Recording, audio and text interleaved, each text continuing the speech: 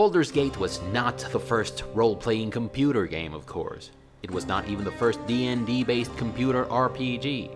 Most of us primitives had already had our taste of this genre way before the appearance of this timeless classic. But in the late 90s, an unexpected trifecta of titles grabbed the genre by its handles and tossed it over the bar of our greatest expectations. Us gamers suddenly found ourselves in the driver's seat of the story. Choice and consequence became a thing. The thing of the genre. Opportunity cost became the marrow of story-driven replay value, and character arcs ceased to be a book or movie thing only. And just as some people were wrapping their heads around these new concepts, in rode Baldur's Gate 2 to nail down the pitten of our expectations for decades to come. The RPG genre didn't become stale after Baldur's Gate 2, of course. Several other titles came to the fiesta with a little something to add to the formula. Some of them brought game-changing contributions, and some others discrete innovations. Amongst these many titles, we had the Divinity series. This series was developed by Larian Studios, a Belgian company that was all the rage around the year 2017 when they released their, at the time, latest title, Divinity Original Sin 2, a turn-based medieval fantasy-themed RPG that impressed a good chunk of the RPG community, but it also failed to tick some of the most important boxes for many of the more demanding critics. And 4 years ago, this company decided to embark upon arguably the most ambitious endeavor one could think of in the realm of medieval RPGs, developing a new entry for the Baldur's Gate series. They underwent excruciating tests. Watch the mind flare. It's the beholder, it's not a mind flare, I have you there. Nice. Yeah, see, I was testing you. And even mockery to get the license. Well, I'd like to license Baldur's Gate 3. Why? But they did. And after dedicating 4 long years and throwing a workforce of 400 people at the project, including employees and hired guns, and submitting the most enthusiastic chunk of their fanbase to 3 years of early access, the day finally came for this title to see the light. So, is this a masterpiece of a game that's also a love letter to the original games? One that manages to capture the look, feel, and the experience of the original title, while also taking advantage of everything the game development world has learned about user experience and game design and the ridiculously awesome possibilities of modern technology? Or is it the game that takes a well-established IP down the road of the reimagining for modern audiences, out of some biased demonstrative market research that serves an obscure underlying purpose? A game that on top of that fails to tick the most basic checkboxes of the user's expectations? Is it somehow both of these things at the same time? Or is the truth, as it is often the case, somewhere in between? Let's find out, shall we? Welcome to Ye Olde Entertainment. My name is Alex, and as you know, it is my mission, my duty, my purpose in life to help you decide whether that game that you have been thumbing for so long is indeed the right game for you or not. And as you also know, I review games using a weighted system of categories that I think are relevant to the genre of the game at hand. And the game at hand this time is Baldur's Gate 3, the latest installment in the Baldur's Gate 3 series. Or is it? In any case, it's a medieval fantasy-themed CRPG with turn-based combat mechanics, and when it comes to those, character creation and character progression are up first. Baldur's Gate 3 is a D&D game, and it uses the 5th edition rule set, and I think that Larian made the most out of it in many respects. But like we always say here on the channel, a character creation system is only as good as the freedom it gives the player to experience the game in his or her own terms. And Baldur's Gate 3's gameplay mix consists of combat, exploration, and questing, amongst other things. So how much of an impact do those decisions you make on the character creation and leveling screens have on the gameplay experience? It's uneven in my opinion. I think Larian did miracles with 5th edition in regards to the game's combat. Combat in Baldur's Gate 3 is ridiculously fun, albeit a little bit too easy, even in the hardest difficulty level once you learn all those Baldur's Gate 3 specific mechanics. But you can go on about it pretty much however you wish. And many of these possibilities come from the character creation and leveling system, which is to say, from your party members' classes, your choice of feats and skills, and the array of multi-classing options at your disposal. Quest-wise, there is also a healthy amount of dialogue options that are class-dependent. I'm currently on my 2nd playthrough, and I am fairly pleased with all the paladin-specific options I'm getting, and with the impact they have on how things play out. But it's not all sunshine and bunnies for me with the character creation and leveling system in Baldur's Gate 3. I'll let you in on a little secret here.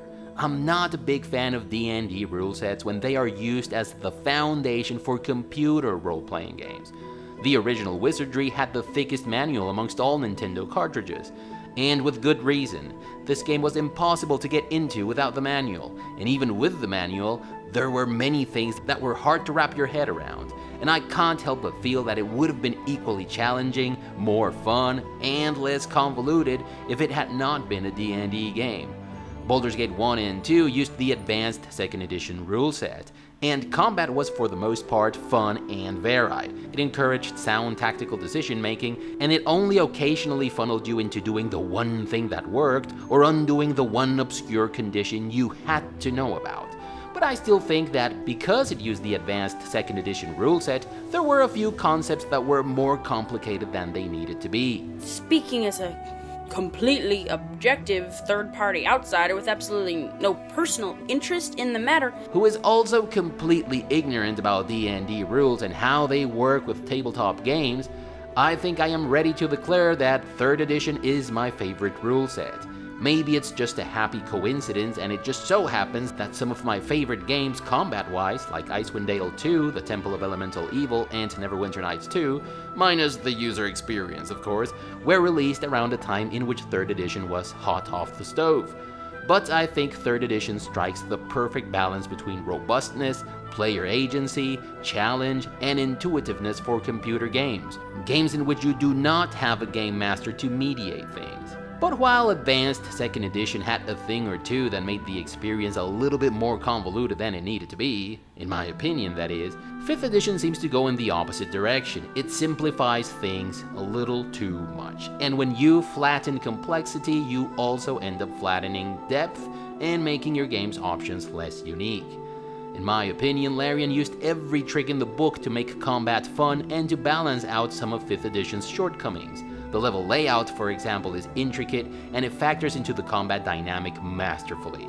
You also have an impressive degree of freedom to use everything around you however you wish. I mean, you can grab random kids and throw them at your enemies if you want to. They even added a whole new layer of customization with the tadpole talents.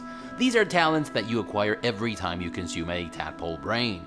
And to those you can only get by beating pretty difficult enemies. These act like a proper ARPG talent tree, and some of the stuff here synergizes with your standard D&D skills and feats pretty neatly. Unfortunately, they are kinda tied narratively to a certain something that you may not wish to do at all. But hey, the option is there. And this compensates in no small measure the lack of depth that 5th edition suffers from. Also, you get Slayer, Seeker, and Survivor types of challenges in spades. We'll talk about what I mean by that later. And none of these types of fights seem to be too prevalent or repetitive. And there are some class-specific talents that have a huge impact on the way tactics play out in the game. But for the most part, you can play a party consisting of a fighter, a cleric, a warlock, and a rogue, or a tanky paladin, a cleric, a wizard, and a barbarian, and still take very similar actions in every combat encounter and obtain very similar results. If you are an ardent defender of Baldur's Gate 3, I suppose you could make the case that while you can play these two parties in a very similar way, you don't have to. But now I am on my second playthrough, and I have a party composition that is completely different from the one I had during my first run. But despite the fact that my two parties have little to do with each other, I am still going about most combat encounters in the exact same way, minus the mistakes, and I am obtaining very similar results. So there is very little incentive for me to try out new things in combat. If I'm honest with you, I much prefer Divinity Original Sin 2's character creation and progression system. Divinity Original Sin 2 uses a classless system. Every time you level, you get to spend points on attributes, and your attributes determine which skills you may learn from the spell books you find in the world or buy from vendors. And D&D classes, like say, a cleric, come with a take it or leave it combo of skills and its own roadmap. Not every time you level, you get the chance to hone your character towards your idea of what you want your character to be. At least not as much as you do in other systems. Your character in Divinity Original Sin 2 may learn any skill from any discipline so long as he or she has a good enough level of its governing attribute. And this gives you tremendous freedom to create and build your character however you wish.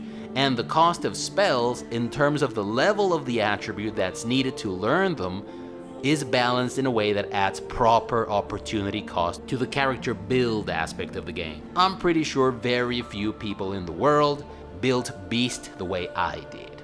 The D&D class system in Baldur's Gate 3 feels restrictive in comparison, and I never truly felt like I could build my character 100% my way. I also have an issue with what seems to be the game's leave no one behind philosophy. It seems to me that for Baldur's Gate 3, Larian has lowered the threshold of achievement in many respects of the game so that none of the game's objectives would be beyond anyone's reach, regardless of their class or party composition. Some people may see this as good game design, but one important aspect of the RPG genre, right next to choice and consequence, is what we call opportunity cost. And this leave no one behind philosophy runs contrary to the concept of opportunity cost. To put it bluntly, there should be some things that some characters should not be able to achieve. Skill checks probably constitute the most notorious example of how Baldur's Gate 3 trivializes opportunity cost, though it's far from being the only one. You would think that having a rogue in your party would go a long way in disarming traps, picking locks, and stealthing around. And in my opinion, it would be okay for your party to still be able to pick 30% of the locks or disarm, say, 40% of the traps, even if you don't have a lock-picking or trap disarming specialist in your party. These jobs are typically associated with rogue types of characters. But in Baldur's Gate 3, for a large chunk of the game, I didn't even have a rogue, and there was no chest or door that I couldn't open, nor a single trap that I could not disarm. And even when I did have a rogue in my party, I didn't even bother switching over to him to pick a lock or to disarm a trap. I also didn't run into a single situation in which stealthing around as a rogue offered any benefits compared to stealthing around as a warlock, or even as a fighter wearing gear with stealth penalties. And this is coming from someone who used stealth tactics fairly consistently throughout the game. And this renders skill checks almost completely trivial in Baldur's Gate 3, and is also annoying because there's a truckload of them. Let's take a look at how skill checks work in Underrail. In Underrail, you have lockpicking, hacking, crafting, and a bunch of other disciplines that have skill levels. But skill checks in Underrail aren't RNG based. Lockpicking allows you to crack open doors, containers, and ventilation shafts. Many of these require a skill of 25, 40, or 60, and this is a flat number check. And if you don't fully commit to lockpicking, you're still probably going to be able to pick these locks without too much of a hassle. But the toughest doors, containers, and ventilation shafts require a skill of 120, and you'll only be able to open those if you fully commit to lockpicking by throwing in a little something to your lockpicking skill every time you level. Being an ace lockpicker allows you to pick every lock in the game, and the greater the skill needed to pick a container or a door, the sweeter the reward you are going to get as a result. But being an ace lockpicker also comes at a cost. See, in Underrail you get a finite number of points to spend on skills every time you level, so the inevitable result of becoming ace at something is that there are things that you won't be ace at. And that is what we call opportunity cost. An opportunity cost is a great source of replay value in RPGs. For example, during my first playthrough, I only half-assedly committed to hacking. So by the end of the game, there were many terminals and electronic devices that I couldn't hack. During my second playthrough, I decided to become a master hacker so that no tech-based contraption could elude me. And it was very gratifying. But the cost was that many of the things that I could do with my first build were simply beyond my reach this time. Now, technically, this system of flat number skill checks wouldn't have been viable in Baldur's Gate 3, simply because, well, it is a D&D game that uses 5th edition rules, and in D&D, RNG is the name of the game. But take for example Fallout 2. Skill checks are RNG based, as they are in Baldur's Gate 3, but the minimum checks are just way higher, which means that not committing fully to a skill will result in you not being able to tackle the biggest challenges that require said skill. As it happens in Underrail, if you don't pay attention to a certain skill, your level for said skill is probably going to sit around 40 or 50 by the end of the game. But the most important hack challenges, the most important repair challenges, the most important everything really in Fallout and Fallout 2 are skill checks that sit somewhere between 115 or 125. This means that no amount of safe scumming will ever get you through the highest skill checks in Fallout, and that results in proper opportunity cost with RNG-based skill checks. My favorite implementation of RNG skill checks is Disco Elysium's. Failing a skill check in Disco Elysium will surely foil your plan A from time to time, but every time a door closes when you fail a skill check in Disco Elysium, so to speak, a window opens somewhere else, and being forced to use the window, metaphorically speaking of course, can be equally rewarding in this game. So much so, in fact, that there are entire story paths that stem out of failed skill checks. So with the exception of 2 or 3 skill checks, there is no incentive for you to even try to safe scum your way through these challenges in Disco Elysium. And to be fair, there are a few of those situations in Baldur's Gate 3, but they are just not enough proportionally speaking. Most of the time, the only alternative to passing a skill check is fighting, and I have no problem with having to fight. Actually, most of the times I engaged my enemies before they even had the chance to talk to me. But I just wish the developers had offered some story-sensitive alternatives and resolutions to make failed skill checks interesting. And of course, that would have entailed raising the threshold of success. I think perception skill checks are the one shiny exception in this game. There is a surprising amount of content in this game that you may be missing out on if you don't pass a certain perception skill check. And I think this is great. A lot of the replay value I am getting in my second/third playthrough is coming from successful perception skill checks that I've failed the first time around. Also, while I much prefer D&D 3rd edition to any other rule set, it did introduce one thing that I positively do not like, and it continues to be true in 5th edition, and it's that any race can play any class.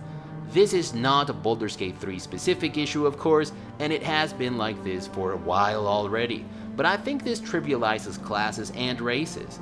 In Arcanum, for example, dwarves lack the natural aptitude for magic, although they could overcome it by truly committing to the path of magic. And in Dragon Age Origins, they were straight out incapable of casting any spell. And I think this added a great deal of uniqueness to the game's races, and it even served to enrich the concept of ethnicity, race, and idiosyncrasy, which we will be talking about later. But my most important gripe with the character creation and leveling system in Baldur's Gate 3 is that I reached the level cap just a few hours into Act 3, which means that I still had about 40 hours of gameplay ahead of me by the time I reached level 12. And though I was thoroughly entertained with most of the quests and exploration aspects of the game, reaching the level cap so soon took a serious toll in the fun factor during the last third of the game. And last but not least, there is the cosmetic aspect of the character creation interface in Baldur's Gate 3. I usually don't care much about most of these options as long as I can create a bald dwarf fighter or paladin with a bushy black or brown beard. But I do care in this case. Baldur's Gate 3's cosmetic options don't really get in the way of you customizing your character however you wish, but the changes made to the appearance editor from the early access version of the game to the final version that we got to play upon release make me question Larian's motivations for these changes. See, the appearance editor now has features like vitiligo for your skin pigmentation and heterochromia for your eyes, features which weren't present in the early access version of the game. Also, your body type, your identity, and your voice aren't wired to a gender. They are independent attributes.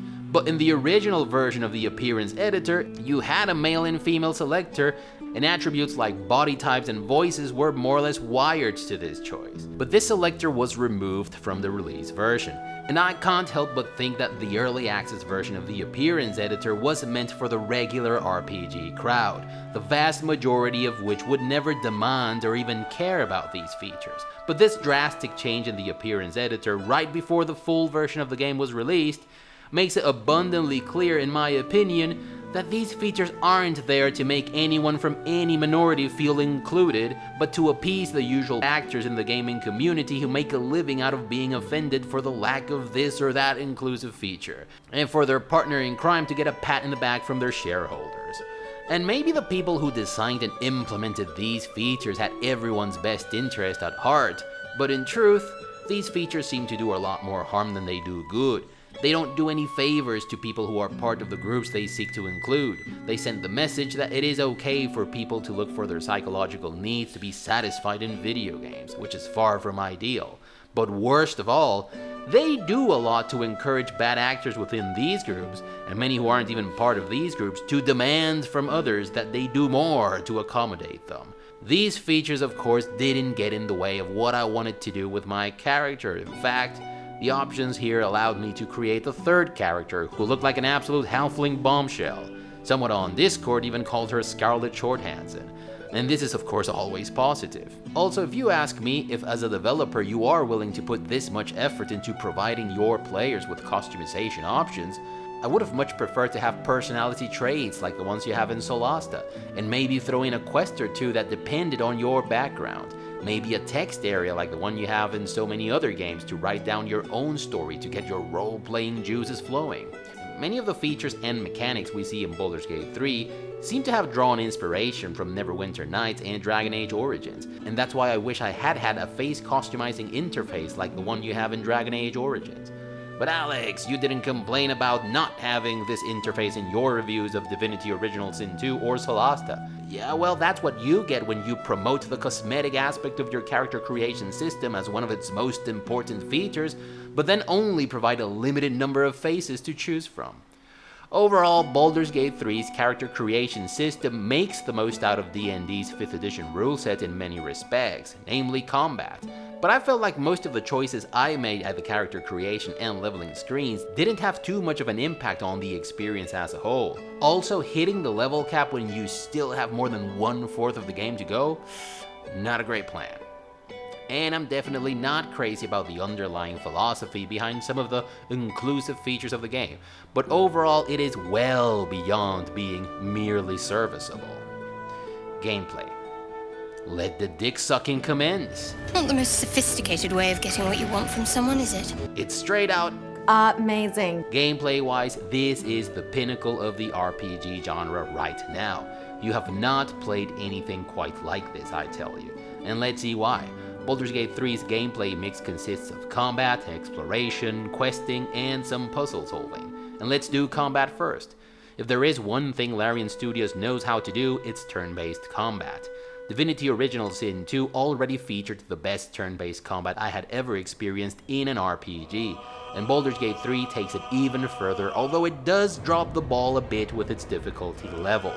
It definitely should have been significantly harder in Tactician, or better yet, it should have had at least one more difficulty level, but we'll talk about that later. Let's talk about why combat is so awesome in this game. These are, in my opinion, the pillars of Baldur's Gate 3's awesome combat. First, the freedom to do whatever you wish, however you wish. Stacking up crates and then climbing all the way up, shape-shifting into an owlbear and body slamming your enemies with crush flight a la WWF is something that you can do in this game if you wish to. Carefully placing barrels of powder with an exploding distance of each other and triggering an explosive chain reaction to hit every enemy at once in a certain location is something that you can do in this game. The possibilities here are truly endless. Even classics like Fallout and Arcanum, which were all about the freedom you had to do things however you wish, pale when compared to the creative freedom you are given in Baldur's Gate 3. Which takes us neatly along to second. Combat in Baldur's Gate 3 promotes creative thinking, and it does so by making combat encounters take place in superbly designed locations that are packed full with assets that you can interact with and use in combat. There are vantage points, choke points, plenty of places for you to take cover and lure enemies to. There are exploding barrels that you can use to your advantage. You even have crates, chairs, and cutlery that you can use to reenact your favorite pub fight from your favorite western. You freaking name it, Baldur's Gate 3 has it. Also, as it happens in Solasta, shoving enemies off ravines and ledges is something that you can very much do in Baldur's Gate 3. The difference is that in this game you have a slew of spells and skills that you can use to teleport next to an enemy to then shove it off a cliff, and even weapons and spells that have the pushback condition in addition to their standard damage and effects.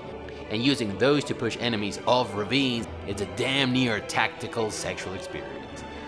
The best part is that most of the times, enemies aren't even hostile from the get-go, and this multiplies your tactical opportunities beyond your wildest expectations. So you have already decided that you're not interested in mincing words with these goblin mofos? How about you shove one of them off to his death before he can say something immersion breaking with his fake Cockney accent? There's no way I'm going to play nice with this asshole. Is there a way to spare myself the cringy cutscene and get the upper hand all in one go? Yes, there is, my friend. Third, it makes the most out of its turn-based combat mechanics. In Divinity Original Sin, splitting your party into groups of 2 or even into units was a viable tactic.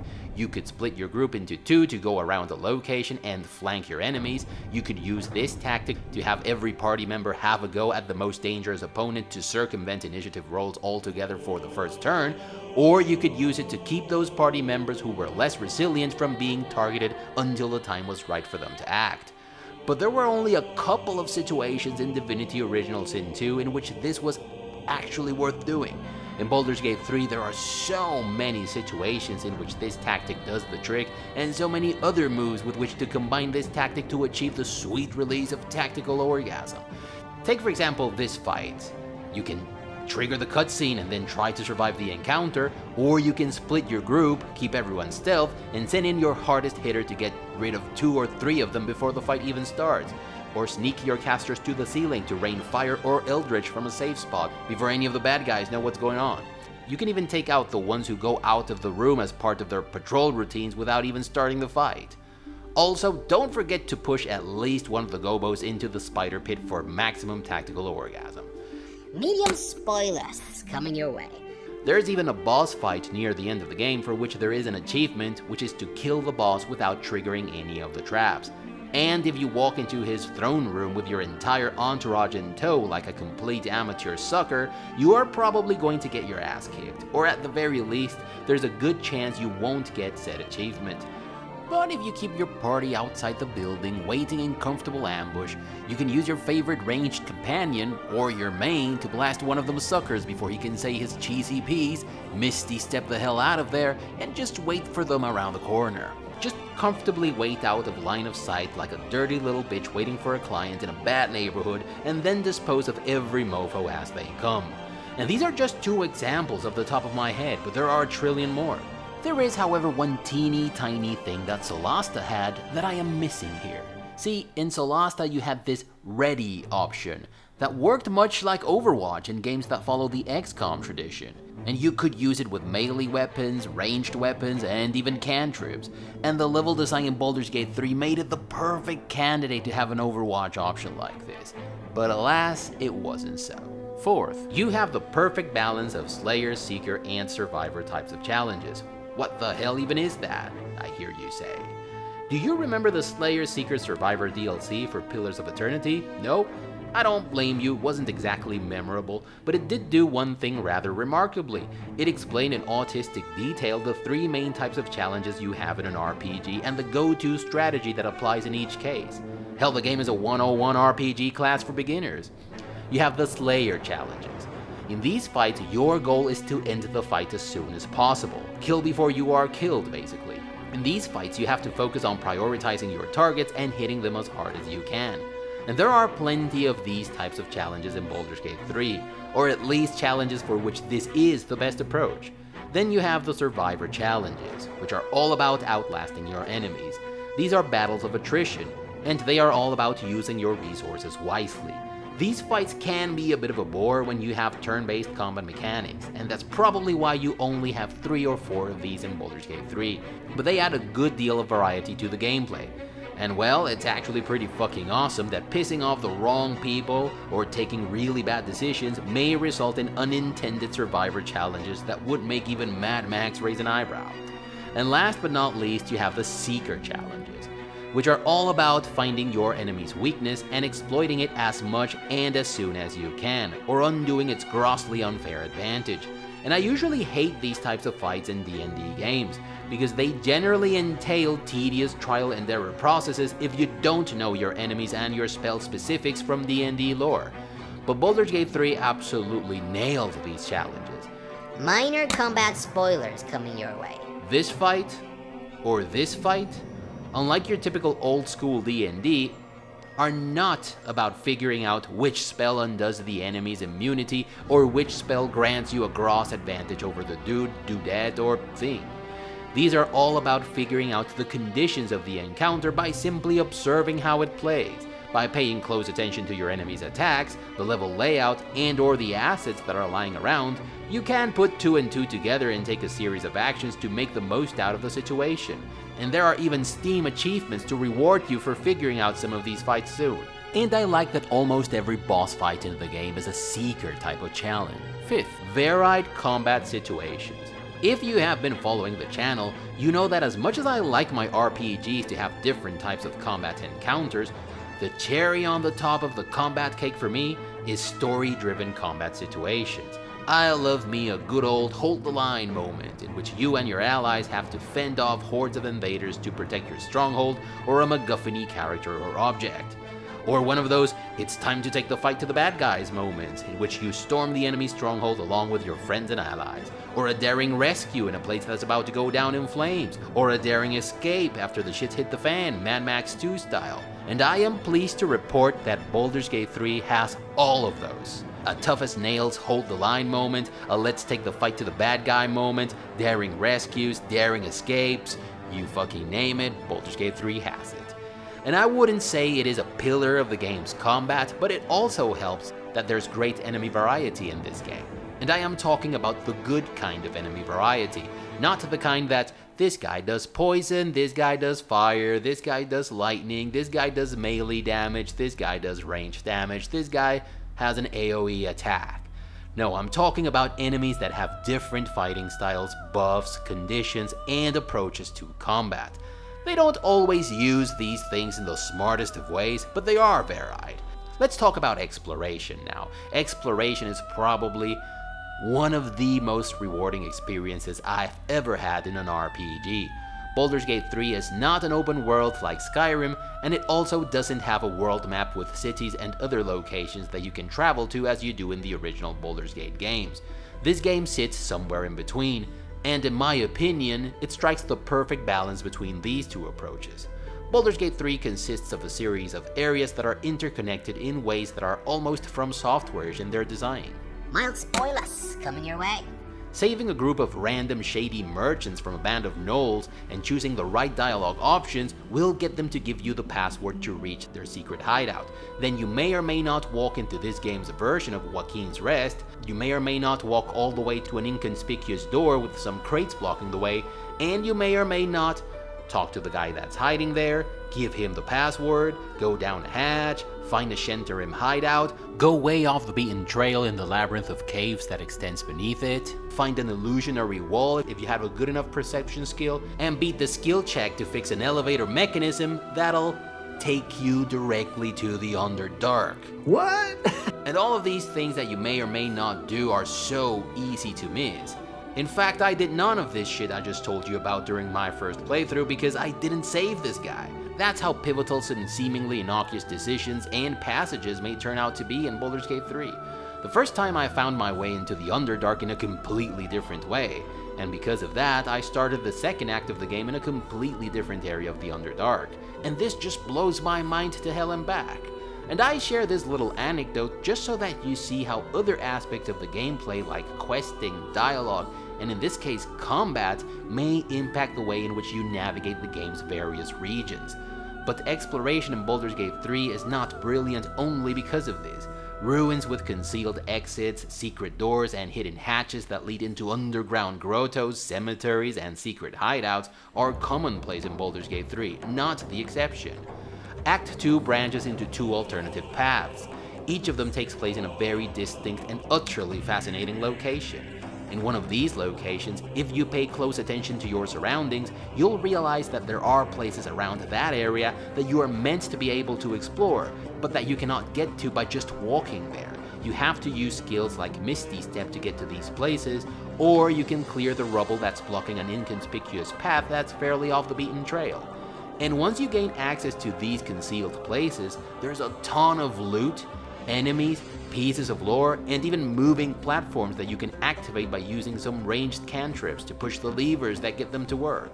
Like we mentioned earlier, perception skill checks are the skill checks that you won't always pass in this game.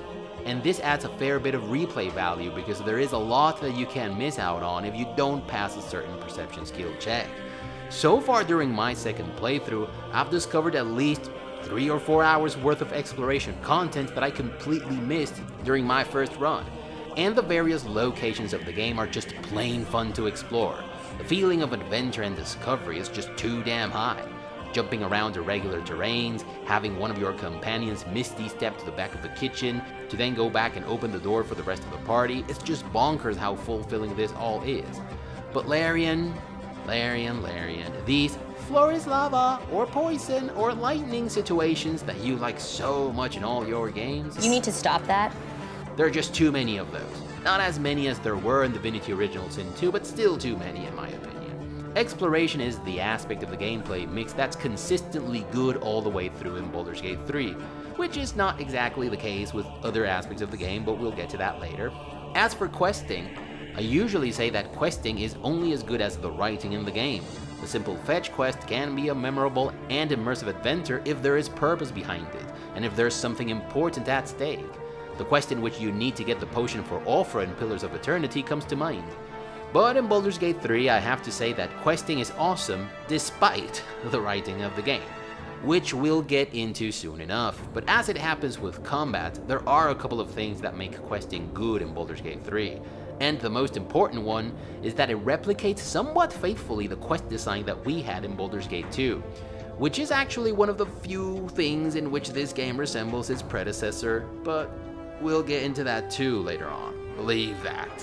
What I mean by this is that almost every quest, be it the main quest or any of the various side quests you have in Baldur's Gate 3, has something to do with your main purpose in the game, or the state of the world, or an important actor in the large scheme of things, just like Voligar Korthala's or Cern's quests in Baldur's Gate 2, which were pretty important all by themselves, but they also had larger implications for the state of the world and for your mission. Another thing that I like about Baldur's Gate 3's quests is that there are no plain fetch quests here. Everything you do in Baldur's Gate 3 seems to segue into an intricate multi-step adventure, and in some of those adventures, the crescendo of the stakes is handled in a pretty impressive way.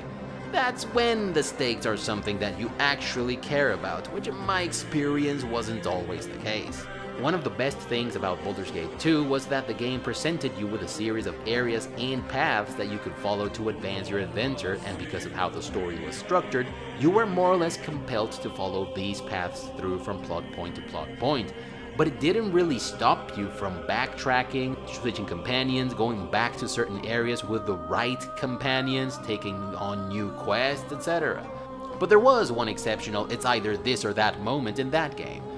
And it was the very impactful decision that you had to make once you escaped the asylum in Brynlaw. In order to make it back to the Sword Coast, you could take a portal to the Underdark, or you could trust Simon Havarian to get you out of there by more conventional means. And this branched into two completely different and mutually exclusive paths. And this was the icing on the cake for me in that game. And while Baldur's Gate 3 fails in many respects as an entry to the Baldur's Gate series, quest design is not one of them. There are different paths to follow that lead to different locations. These paths are encouraged and even championed by different party members, and they can work as standalone paths, but they are also not mutually exclusive. And this is every bit as awesome as it was in Baldur's Gate 2, if not more. And the best thing about this is that much as it happened in Baldur's Gate 2, I only got to see the full scope of this roads not taken design during my second playthrough, and I discovered some of these very lengthy paths by sheer happenstance. For example, during my second playthrough, I decided not to kill a certain character, a character who had given me ample reason to end her. And then I decided to let her take the lead. She took us before a platoon of her people, and after that encounter, she encouraged us to follow the mountain pass, which we did. And with that chain of events, I found myself at the beginning of Act 2 in a completely different region of the world, and with a completely different agenda and perspective, neither of which were even remotely similar to the place and plan that I had on my first playthrough. And this beat the crap out of my every expectation. You just don't get this in AAA games in the 2020s. This experience reminded me of that Simon Havarian moment in Baldur's Gate 2, or choosing Mingorad and Kanhua over Raven and Nasruddin in Arcanum, or that moment in The Witcher 2 in which you had to choose between Yorveth or Roach, or that meeting with the Revels in Tyranny. Except these two experiences in Baldur's Gate 3 were even more impactful than any of those I just mentioned. We're talking about vast locations, numerous combat encounters, dozens of characters, hundreds of dialogue lines, and even a slew of cutscenes that you may or may not get to experience depending on the path you choose. And the feeling of adventure that I got when I came upon this crossroad for the second time. The journey specifically, it's extremely perilous. To get to the towers, you'll need to pass through a terrible place. A cursed place. You could go overland, along the Risen Road or through the mountains. Easier at first, but you'll run into the Shadow Curse eventually. You could also go under. There is a tunnel somewhere in the ruined Temple of Selûne. It leads to Moonrise Towers through the Underdark. Reminded me so much of this passage in The Lord of the Rings. We must hold this course west of the Misty Mountains for 40 days. If our luck holds, the Gap of Rohan will still be open to us. From there, our road turns east to Mordor. Good. I'd say we were taking the long way round. Gandalf!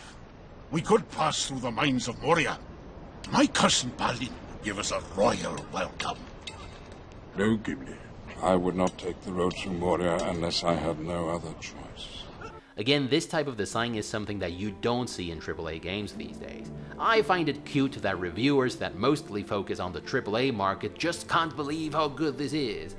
But hell, if even seasoned nerds who've played every CRPG that's come out are in awe of the massive scope of this Roads Not Taken design, you can imagine how it is for those who seem to be experiencing this type of design for the first time altogether. This is top tier replay value, and it's just not story related decisions that will impact your experience. Fail to save a character that keeps a stronghold safe, and everyone can die, making the stronghold not viable anymore. One of your characters gets caught killing someone or stealing, he or she can go to prison, and then you have a prison break solo adventure served. But maybe while you're at it, you can kill two birds with one stone and rescue some other prisoners that you were supposed to liberate in the first place. Oops, things go tits up while you were escaping and the guards attack you. Looks like the rest of your party, who were enjoying their time with the bad guy, are going to have to go on a little off-track prison break mission that you didn't plan for. This is just mind-blowing, guys.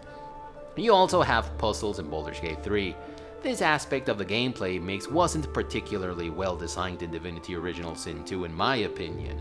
I felt like puzzles were poorly distributed throughout the game's various acts, and there were just too many of them in Act 4. And the worst thing about them was that many of them were placed in the final stretch of the game. You know, that moment when you're racing against time, facing seemingly unsurmountable odds because the future of the entire universe is at stake? But first you have to pull X number of levers or push Y number of boulders in the correct order to proceed. I don't know if it was a happy coincidence or if Larian learned from their mistakes, but this time you don't have any poorly placed puzzles getting in the way of more interesting stuff. Actually, they are placed rather cleverly this time, as though they are meant to serve as moments of respite from the hectic action. A couple of them are even pretty fun, if you know your chess fundamentals, that is. Last but not least, you have itemization. I am usually not impressed with the loot and itemization in CRPGs, especially D&D RPGs. I think Pathfinder Wrath of the Righteous, a game I decidedly did not like, did a fantastic job with its items, but that game's an exception rather than the rule. But thankfully now we have another exception. There is a truckload of loot in Baldur's Gate 3, and yes, there are a lot of forks and spoons and rotten eggs and tomatoes.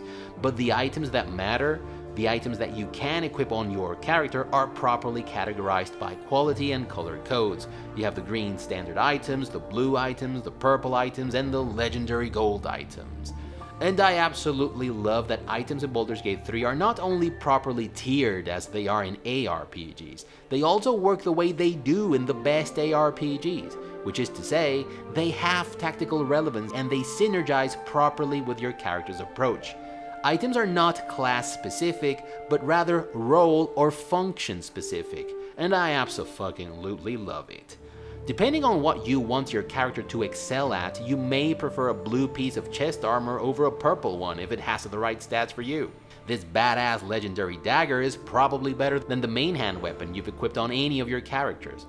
All by itself, it's quite impressive, but it has a couple of insanely good skills that only apply when it's used as an offhand weapon. So while it may be marginally better than any of your party members' currently equipped main hand weapon, it becomes absolutely killer when it's equipped as an offhand on a dual-wielding character, for example. And then you have insanely powerful weapons that require you to go through lengthy, epic Indiana Jones type of shit to get them. And there are even Steam achievements for some of them. One of these bad boys is just so motherfucking epic. It has to be said though, if the game had had another difficulty level, these uberly epic items would have had an even greater opportunity to shine, but alas, it wasn't so. Speaking of difficulty, I don't want to end this section without talking about the difficulty level in Baldur's Gate 3. The game is rather easy when compared to its toughest peers, and I am positively convinced that this game could have used at least another difficulty level. However, I like that on the Tactician difficulty level, many enemies use different tactics and have different skills and talents. It's not enough of a difference to outweigh the experience you gather from playing the game from beginning to end in the balanced difficulty level on a first run, but enough to make a second playthrough interesting. If you are a seasoned RPG veteran, I recommend you play it in Tactician from the get-go though. I like that difficulty settings have an impact on more than just combat. A long rest, for example, requires 40 units of supplies in normal difficulty, while in Tactician it requires 80 units. This makes supply units more valuable, and it encourages you to be more thorough in your exploration, pickier about the stuff you loot, and it also encourages you to use your skills more efficiently so that you have to take fewer long rests. And fear not, because for your pussy-ass bitch convenience, you can switch back and forth between balanced and Tactician whenever you wish. I'd also like to point out that all throughout the game, the gameplay mix, though thoroughly CRPG-like in concept, felt to me like it housed a lot of little fun thingies about other games. It felt like a Hitman game every time I ambushed a lonely patrolman and pushed him off the edge of a bridge without anyone noticing. It felt like Desperados 3 every time I reloaded to try a different, more efficient, or just more fun approach to a situation. And I think this is utterly fantastic. The Desperados 3 moments though require a bit of safe scumming, as they do in Mimimi's Cowboy Delight. And the loading screens here aren't immediate as they are in Desperados 3, but it's not a major hindrance if you have the recommended specs. The fun factor though is not firing on all cylinders at all times. If we were to categorize the content in the game by its quality and make a weighted distribution across all acts, we're probably going to come to the conclusion that we have, at the very least, an uneven density of awesome content. Most of the top tier stuff takes place in Act 2, which has 2 major paths, and both of them are a masterpiece from beginning to end in my opinion. But Act 1 starts off a little bit weak, and there is some content here and there that feels a little bit like filler content. And Act 3 has my favorite mission in the entire game, and some seriously awesome exploration, but the combat aspect of the game and the questing take a serious dive. I still don't think the game is as front-loaded as some of the naysayers say. I think the final stretch of the game is solid, even if it feels a little bit rushed, but there are still a lot of cool things to do in Act 3. I don't think it deserves a lot of the shit it's been getting from the naysayers, at least not in regards to its gameplay. Act 3 has other problems that we're going to address soon enough though. Baldur's Gate 3 is not perfect on the gameplay end of things, but it does so many things so extraordinarily well that I think they far outweigh the negatives. This is still a 10 out of 10 in my book in this category. Story and lore. While in some respects Baldur's Gate 3 feels like a proper passing of the torch, lore-wise, it often feels more like a torching of the past. And this is mainly because of 2 reasons. First, Wizards of the Coast's new, more inclusive and diverse approach to their IPs, which is shared by Larian to some extent, translates into the complete trivialization of the concept of ethnicity and an almost complete erasure of the concept of idiosyncrasy in this game, and into scenes and relationships that literally add nothing to the story and come off as incredibly forced. And second, the lore from the original Baldur's Gate games developed by Bioware feels painfully and often clumsily crowbarred into this title. So let's get into the first issue that I have with this game's lore. The depictions we see of Githyanki, Dwargar dwarves, and deep gnomes in Baldur's Gate 3, minus a few weird haircuts here and there, feels more or less consistent with the classic depictions we got from those races in those Infinity Engine-based games from the early 2000s. These people dwell where they have always dwelled, they engage in those activities that they've always been known to engage in, and they more or less look the way you'd expect them to. Again, minus a few weird haircuts here and there. But there's something about their speech and demeanor that somehow makes them feel like the Divinity Original Sin version of these races and ethnicities, rather than an updated version of the races we got to see in the original Baldur's Gate games. Was cleaning duty this awful at your crash? Their depiction isn't terrible in my estimation, but not great either. It doesn't work? But walking into the city of Baldur's Gate in this game feels like walking into the Evergreen College campus. Welcome to Clown World. Within 500 meters in this city, you can find a female halfling with a goatee, a transvestite circus owner, a black dwarf, I think, woman who talks like a dude, a dwarf male cook who within the first 10 seconds of conversation tells you that he has a husband, 2 lesbians from different species who are about to have sex, a female orc rocking the customary LGBT activist haircut and donning a pink armor, a blonde Asian dwarf, and someone from Korea. I know Baldur's Gate is supposed to be the most cosmopolitan city in the Sword Coast, maybe in the whole of Faerun, but don't you think this is a little too much? Just a tad too much? It's very unlikely that every place in Faerun has an evenly distributed population of humans, dwarves, elves, and halflings. Also, you would think that certain personality traits would be more present in some races than others.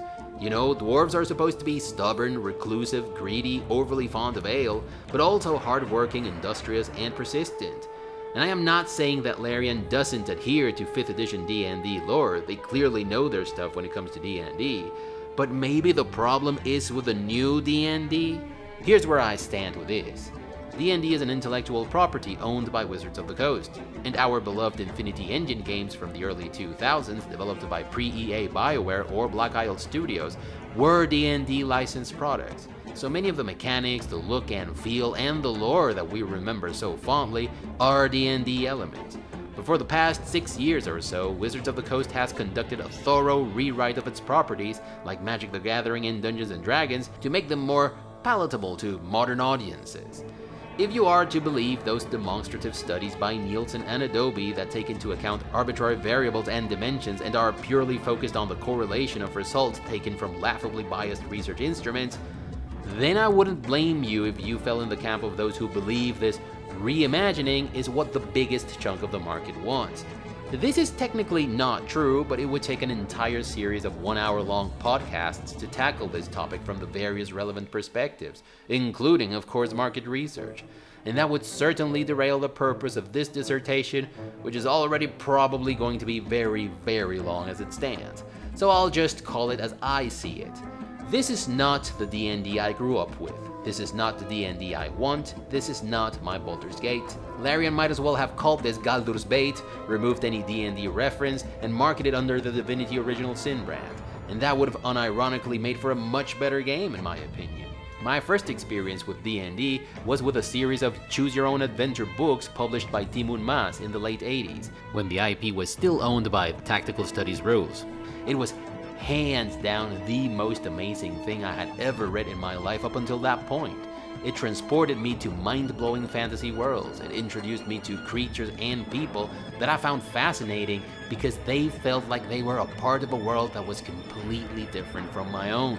The way characters spoke, their mindsets and actions didn't resemble me or anyone I knew in any way. And this was most definitely a huge plus. And yet, there was something familiar and relatable about the characters in those books. Their predicaments and motivations were as human as they came, even amongst sentient non-human characters. Representation and relatability are two different things, and creators would do well not to confuse these terms. The Timun Mas books told stories about valor, sacrifice, perseverance, and rising above the circumstances. You had the heroic types who rose to the occasion when the weak were in need, even at their own peril, the selfish, neutral characters who played their own game for their own gain, and those, of course, who were straight out evil. And yes, some races were predominantly evil, and some ethnicities were unequivocally associated mostly with negative traits and dishonorable practices. Gypsies were probably the most notorious amongst them. But there were also great stories about gypsies overcoming the world's prejudices, rising to the occasion, and ultimately becoming the hero of the story. Later, I got my hands on games like Wizardry, Ravenloft, and a bit later, Baldur's Gate, Baldur's Gate 2, and Icewind Dale. And I felt right at home with these games. I felt like they were 100% faithful to the imagery that the Timun Mas books had imprinted in my mind in the late 80s. In one word, these games felt right. But much rain has fallen since, and nowadays you can find stuff like this statement in a D&D official website. One of the explicit design goals of 5th edition is to depict humanity in all its beautiful diversity by depicting characters who represent an array of ethnicities, gender identities, sexual orientations, and beliefs. The main problem that I have with Wizards of the Coast's pursuit of this goal is that it takes precedence, and it often works against stuff like ethnicity, idiosyncrasy, and verisimilitude, which are things that I actually look for in my video games.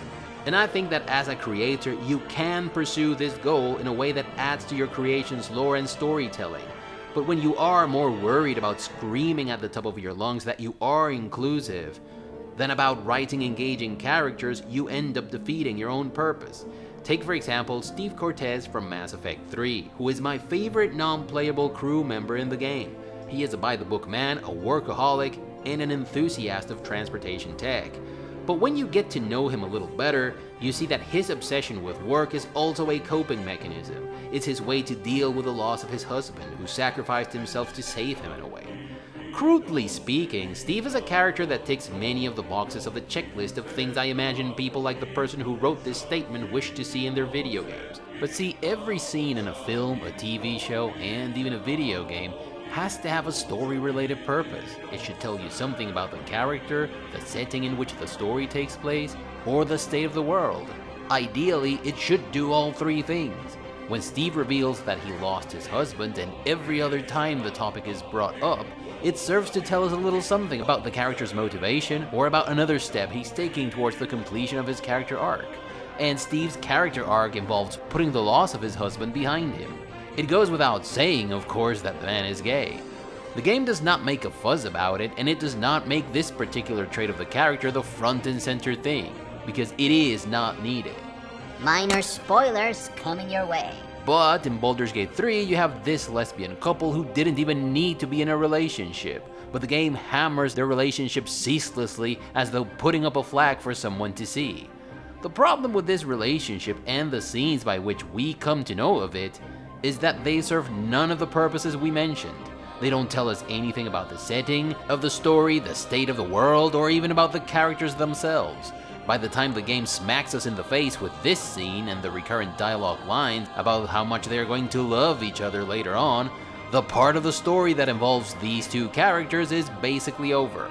If you take away Steve Cortez's relationship with his husband, he loses his character arc and even his purpose. But you can take this relationship away, you could turn these two characters into perfect strangers, and you would lose nothing.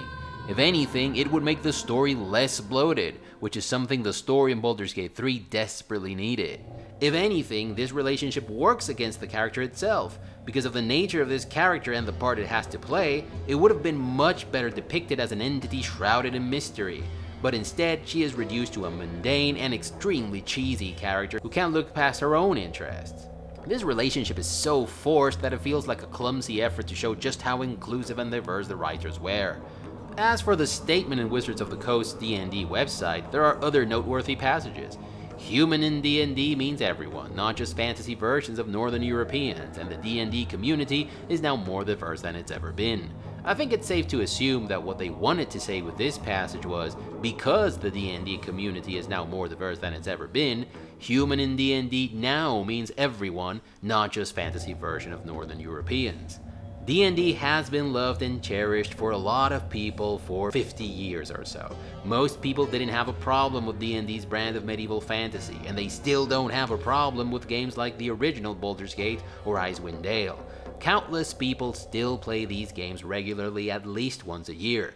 But let's focus on the first part of the sentence for a moment. Human in D&D now means everyone, not just fantasy version of Northern Europeans. And yes, I agree that there is a lot of potential in the inclusion of varied geographical locations and cultures.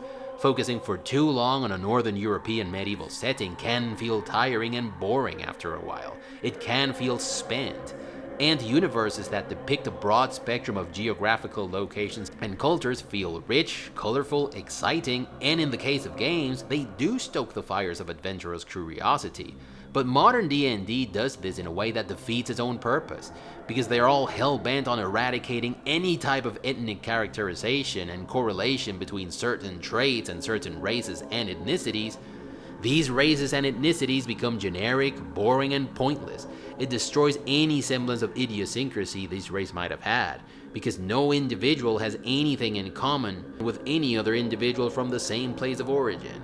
See, Game of Thrones draws inspiration from our own earthen medieval times, and that's why people who live in Winterfell and around other parts in the cold north resemble people who lived in the cold north in our own medieval times for the most part. They are harsh, no bullshit people who speak in accents that resemble the accents of people who lived in these parts and are mostly very, very white. Yeah, some people sound like they don't even belong in the same family, but that's neither here nor there. But then you have the people of Dorne, and though the show absolutely butchered this part of the world narratively to the point we didn't even get to see its most important character, Ariane Martell, they did do a decent job making Dorne look like a sub-Saharan African-inspired region. The fact that they chose the Alhambra in Granada to shoot these scenes, and their choice of clothes and other assets were mostly on point, as were most of their casting choices, especially this one. The people in Dorne have darker skin, black hair, lighter and more colorful attires, and have a way more casual approach to sex. Astapor, Junkai, and other places in Meereen show their unequivocal African inspiration, and the Dothraki feel like an amalgamation of Mongolian warriors and Native Americans. In the realm of video games, you can look at Pillars of Eternity's lore. Vailians, for example, are black and they speak with Italian accents, and that gives them a strong sense of ethnicity. They are also industrious and hardworking, but high-nosed and arrogant as well. There are positive and negative traits that are more or less consistently associated with their place of origin. I said more or less, not always, and that's a good thing. And whenever you see someone who is part of a Vailian group who doesn't look the part, like the pale elf Idwin, that's because there is a story behind that. And that's why you are inclined to say something along the lines of, "You don't look like a Vailian" when you talk to her for the first time. The game is also not afraid of making jokes about people's ethnicity, like this passage with Adair. You're far from home, farmer. How did you make it all this way in your little boat? Why do we gotta be farmers just 'cause we're from Deerwood? Are you a farmer? Yeah, but you can't just assume. We got rabble-rousers too. Skelegons in the Witcher lore, for example, look like an amalgamation of Vikings and Scottish Highlanders, with their clan tartans and all. And of course they are all white, but regions like Sericania and Ophir draw inspiration from various places around Africa, so people who hail from there look the part. The result in all these cases is a type of diversity that we can all buy into. It feels grounded in verisimilitude and believable, the kind one would expect in a world in which geographical mobility was limited. Even in the original Baldur's Gate, you had Dynaheir, who was a black lady who spoke in a different accent. And since most people in that game were white and didn't speak that way, you could tell that there was a story there. And of course there was. Turns out she was from Rashomon, a place in Faerun where a lot of people look and sound like she does. But Baldur's Gate 3 seems to have been designed with a very strict policy of every group of mercenaries, soldiers, harpers, druids, nobles, merchants, or any other similar association must consist of no more than one individual from the same race, color, and sex. And I found this to be immersion-breaking, uninteresting, and straight-out laughable at times. Throughout the 50-year history of D&D, some of the peoples in the game, orcs and drow being two of the prime examples, have been characterized as monstrous and evil, using descriptions that are painfully reminiscent of how real-world ethnic groups have been and continue to be denigrated. That's just not right. Orcs being primarily evil is a good thing. I know friends who always choose to play as orcs because they wanted to play as evil, monstrous creatures. And listen, an orc who has to rise above the world's prejudice and denigration? If you ask me, there's a fantastic role-playing opportunity there. I especially like the description of dwarves they make in games like Arcanum and Dragon Age Origins. They are presented as industrious, hardworking, non-religious people who are adept miners and technocrats, but they are also incapable of doing magic, and there are a bunch of negative traits that are also associated with them. Drunkenness, greed, stubbornness, and a lot of NPCs in those games tend to assume that you are a merchant just because you are a dwarf. And the most immersive thing about being a dwarf in these games is that you have to walk in the shoes of someone who has to deal with this. The best origin in Dragon Age Origins is the Dwarf Commoner origin. You are a casteless dwarf, and wealthier dwarves treat you like shit because of it. And you even wear a brand on your face so that everyone can tell that you are casteless. But rising above that, being the dwarf who saved the whole of Ferelden from imminent annihilation, when you were the dwarf who didn't get a head start in life, that's just fucking priceless. Jormund in Arcanum is interesting precisely because he's the only dwarf in the elven city of Kintara. This is what the Arcanum wiki says about that character. Jormund is a confused fella. He's a dwarf, but against all odds, he's a magical dwarf. Since dwarves are usually tech users, he's in a difficult position. He doesn't talk much since he's a dwarf, but he has some rather dramatic fire spells that come in handy in battles. Well, there's more ethnicity and idiosyncrasy in this passage than in the whole of Baldur's Gate 3. First, dwarves are tech users. Now, this is something that makes me identify with these people more than any other superficial trait that they may or may not have. Second, he doesn't talk much since he's a dwarf. That's another important trait of dwarves in that game. That's what makes them feel like a believable race. And in part, it's this trait what makes the speech Logaer gives you when you meet him so abso-fucking-lutely awesome.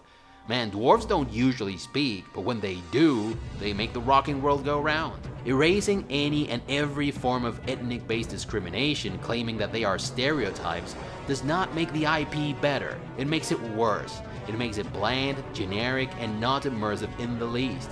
Discrimination and stereotypes are real issues that people deal with. We need these things to relate to these characters' woes and perils. Because it's these obstacles, often induced by ignorant or straight out evil people, what makes these characters relatable and believable.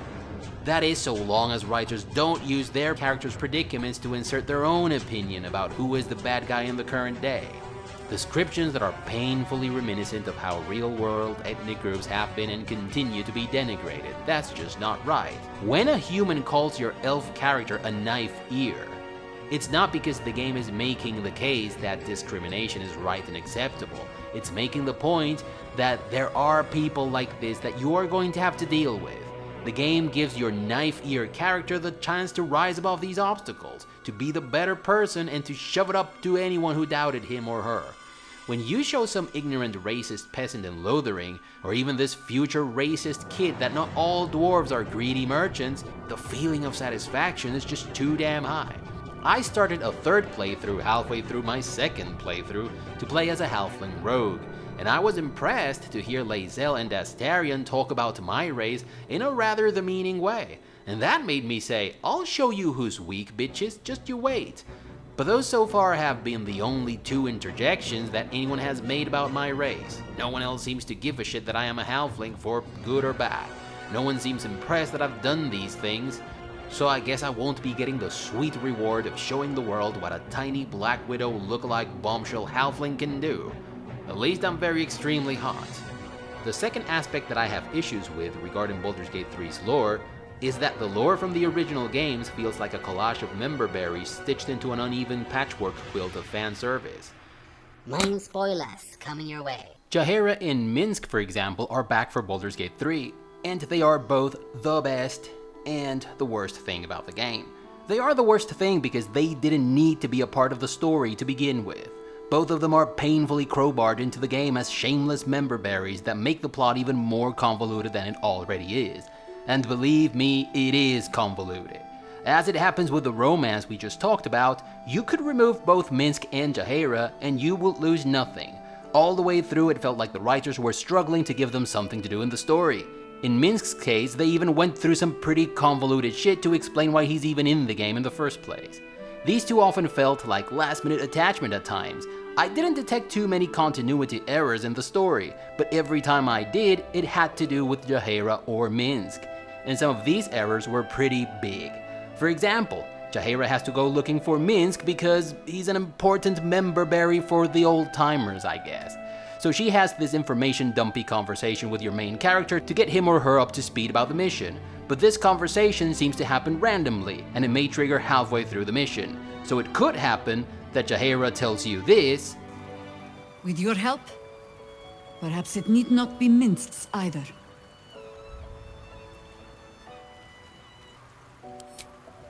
As simply as that? For no other reason than that I asked? Perhaps you two will get along. Oh, the point is moot without the means to find him. Without the Harpers, we shall have to find another path. I'll have a better idea of what that is once we're through the gates. When you already know that you have to find Minsc and when you have already been in the city for days. Also, Jaheira isn't infected with a tadpole, but the game seems to forget this from time to time. If you walk about the city of Baldur's Gate as Jaheira, some characters will acknowledge that they are talking to someone who's not infected, and they'll even demand to talk to her friend with the uninvited guest in her brains. But on some other occasions, you'll get the exact same cutscenes as the characters who have been inoculated with a tadpole. Jaheira and Minsc also run into an old acquaintance. And you would think that they would have a little more to say to her than the 2 or 3 hastily written lines you get. If you have watched my previous videos on Baldur's Gate 2, you know that I have a special fondness for Jaheira. She's been there all the way through in all my playthroughs of Baldur's Gate 2, and Throne of Ball. And I've even grown fond of the Druid class because of her. So much so, in fact, that I always have a Druid in my party in D&D games since I had Jaheira. So when she showed up for the first time in Baldur's Gate 3, I admit I lost my shit for a second. That was before one of my companions started fanboying over her like a modern day TikToker, and before the game started making this grandiose camera play to introduce her as some epic character that we were supposed to care about because member berries. I was immediately taken back to Khan from one of the new Star Trek films and Benedict Cumberbatch letting the words linger. My name is Khan. As though they were supposed to carry gravitas and meaning to characters who didn't have the faintest idea who that fucker was. Oh, but the audience knew, because this was an awesome character from the show. Remember. Your member berries. But this is just not good writing, it's clumsy fan service. Unfortunately, Jaheira died before she could once again join forces with the heroes who would save the day, but it was okay. Actually, the most important reason why I even decided to play the game a second time was to get the chance to have these 2 characters that I always had in my party in the original Baldur's Gate as part of my entourage in Baldur's Gate 3 as well. Do bear in mind that I was never too crazy about most of my companions in the original Baldur's Gate. Minsc and Jaheira were never Mort or Dakon to begin with, but I still wanted to get a taste of the good old Infinity Engine Baldur's Gate with Larian's 2023 title. So during my second playthrough, I meticulously took every decision to make sure I would have these 2 as part of my adventuring entourage.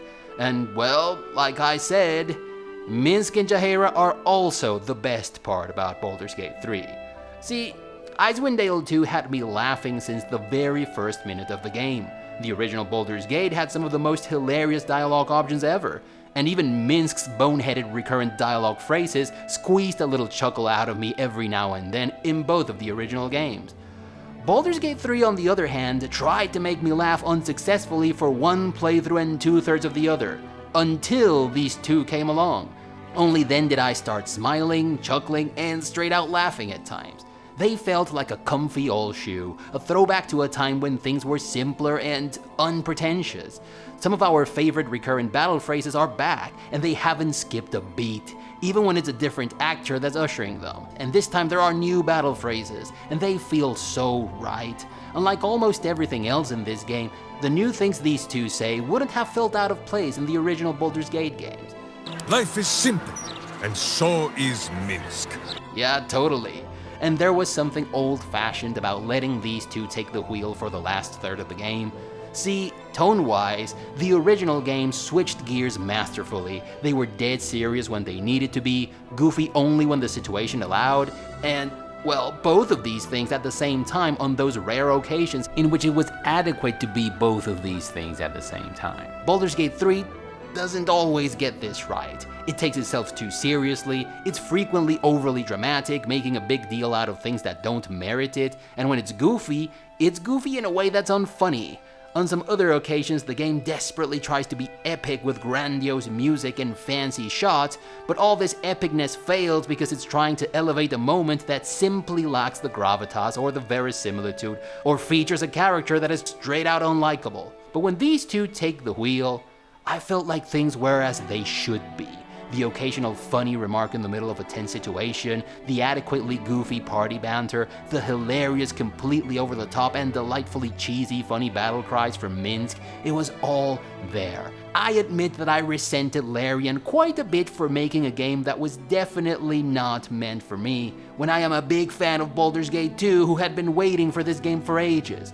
But Jaheira and Minsk, their character models, their voice acting, their interventions during various passages of the game, their party banter, the fact that you have Boo as Minsk's familiar, and the fact that he does go for the eyes of his enemies when he's in battle, these are things that younger generations aren't going to appreciate like we do. Larian put hundreds of hours of work into this game to bring a smile to the faces of old fucks like us. And yes, most of it is ham-fisted fan service. This guy, for example, he had absolutely no reason to be in the game. Zero. He is a member berry for member berry's sake. And the first time I met him in the game, I was just rolling my eyes all the way through. But if you are an old-timer, and if you have Jaheira and Minsk in your party, you are going to bring these two along for the quest, and you are going to approach this dude with one of them as your party leader, because of course you are going to be curious about the things that this bunch have to say to each other. And Larian knew this, so they rewarded us for bringing these two along with spoken dialogue and a forced confrontation that makes all the sense in the world. Make no mistake about it though, this is still part of the leave no one behind agenda. Just like the inclusive options at the character creation screen and the cross-dressing circus owner, which are there for, well, other users, Jaheira and Minsk are here for you. Or me, at least. And I believe there was a bit of extra passion thrown into the part of the game that's meant to please old farts like us. The fact that you can choose these two old-timers to give the final speech instead of your main character before the final confrontation of the game speaks volumes of the appreciation that at least some of the devs had for the first two games in the IP. And listen, Matt Mercer could play fucking Barbie and he'd still be the right person for the job. On the one hand, you are clearly evil and deserving of a mouthful of righteous knuckle. But most of the rest of the lore from the original Baldur's Gate games feels shoehorned into Baldur's Gate 3. Some of the most important characters in Baldur's Gate and Baldur's Gate 2, like we have already said, are back in Larian's game, and they feel horribly crowbarred into the game's story. There is no reason for any of them to be in this game, and it's painfully obvious that the writers struggled to find stuff for them to do in the story. Speaking of struggle to beat character levels and the story in Baldur's Gate 3, if you are expecting a character's level to be consistent with their backgrounds and story, if this is an important thing to you, don't buy this game. I really don't care at all about this, and my brain is perfectly capable of separating these two things. But I know some of you have trouble with this, so know that in Baldur's Gate 3, character levels are not wired to the story. You have Avernus SKP tieflings who fought in wars, who are level 1. Folk heroes who hunt devils, who are level 1. Legendary druids who brought Sarevok, Irenicus, Balthasar, and Amelisand to their knees and survived a romance with this dumbass and with my dwarf paladin, who are level 1. You also have some references hidden away as far more Easter eggy fanservice, like this book that you find in some brothel in Rivington, that elaborates upon what Shan used to do to keep himself entertained before your ballspawn met him in Neshkel Mines in the original Baldur's Gate, or the Missives of Candlekeep, which is a recollection of the early passages of Baldur's Gate that you can find at the Druid's Grove. You also have famed D&D classic characters like Faerun Chronicler Volotham Gedarn, and although it's been a fairly recurrent thing in D&D games that the main character has to save Volo's hide from time to time, in Baldur's Gate 3, Volo is completely reduced to a hit-or-miss comedic relief. I'm not a huge fan of Storm of Sahir, but I find that version of the character to be much more dignified and interesting while still being funny. And I can't end my notes on the game's lore without remarking upon how fucking horny this game is. And yes, maybe you have sex sooner and more often in games like the Witcher series, but in Baldur's Gate 3, we're talking about the cringe type of horniness that makes guys impotent by the time they have their first experience with a woman, because they've been jerking off to fictitious tentacle creatures for years. Baldur's Gate 3 is already a meme in the gaming community because of how horny it is. I don't mind this too much because I am plenty horny myself, but I do find it immersion breaking because of how characters treat sex in this game. Sex-related dialogue in Baldur's Gate 3 wouldn't feel out of place in a subreddit thread, and I don't mind these levels of cheesy horniness in some of my games, but not in Baldur's Gate. At least not in the way it's presented, ill-timed, on the nose, and with an unhealthy dose of modern day. Everyone in this game wants a piece of you. Mind flayers too. Even ancient beings from otherworldly species that have been around for hundreds of years. Word of advice: be very careful about what you say and who you talk to in this little medieval rave party, because you might end up getting some action that you did not sign up for. I'll exclude this devilish lady from my criticism and the passage that I shared with her. This episode was a giant bowl of cheese, but it was fun and kinda sexy in a way. And I also learned a lot from my character, like the fact that he's in dire need of some serious Viagra. But those are all lore considerations and some of my thoughts on the underlying philosophy that seems to run through from end to end in Baldur's Gate 3. But what about the story per se? Is it any good? Well, after Act 2, the story branches into two major stories, and these two major stories branch out into tinier alternative paths and partial outcomes, and I think the game handles this brilliantly in terms of the structure of the narrative. Whether these narrative paths constitute a good story, well, that's a different story. Some people have given Baldur's Gate 3 shit for feeling more like another Divinity Original Sin game than a Baldur's Gate game, and well, I don't entirely blame them. Let's look at how the story begins and at some of its crucial details. Minor spoilers, I guess, though these things have been making the rounds for more than 3 years on the internet. You are a prisoner aboard a ship. Halfway through the journey, things go tits up and you get your chance to escape amidst the chaos. But wouldn't you know it, things go tits up again, and this time you fall to your death. Or do you? No, because some supernatural guardian of sorts saves your ass, and from then on out, every now and then, said guardian visits you in your dreams to tell you about the part that you have to play in the grand scheme of things. Turns out this supernatural entity needs you because his own life is at stake. Meanwhile, in the realm of the living, you travel the world in search of a way to get rid of that pesky little something your captors put on you. And you journey with a group of people who are also aboard the ship that got wrecked and who are also looking for a way to get rid of that pesky little something their captors put on them. Dude, are you fucking kidding me right now? It's the same! It's the exact same thing. And I think Larian are a little too fond of this premise, which wasn't bad, I guess, per se, but it wasn't all that great either, or at least not good enough to tell the story again. Larian's writing has a few problems in my estimation, and many of these problems are common to Divinity Original Sin 2 and Baldur's Gate 3. First, these guys have never been introduced to the concept of lean. The story is unnecessarily convoluted. There are too many mysteries, for example, that do nothing but bloat the story, and they could have easily been edited out. Also, Larian just doesn't know how to get rid of its characters, and they linger on long after their purpose in the story has been fulfilled. And I know that the supernatural aid plays an important role in the character's hero's journey. But Larian? This mystical guardian character who comes to you in dreams? You need to stop that. It's just too fucking complicated and unnecessary. It's also not a good plot device to get the story moving for the same reasons. Second, the villain. You may or may not be a fan of the original Baldur's Gate games, but one thing that you can't deny is that from the very get-go, these games made it abundantly clear who the bad guy was. And over the course of the games, both Sarevok and Irenicus gave you plenty of reasons for you to want to stick it up to them. They were always 2 steps ahead of you at all times, and that's good bad guy 101 if you ask me. I'm going to bring Expeditions Rome as a good example of how things are done in the writing department, because it's the last great story that's been told in an RPG, in my opinion. I can't begin to tell you how much I hated the bad guy in this game. I mean, his death couldn't come soon enough.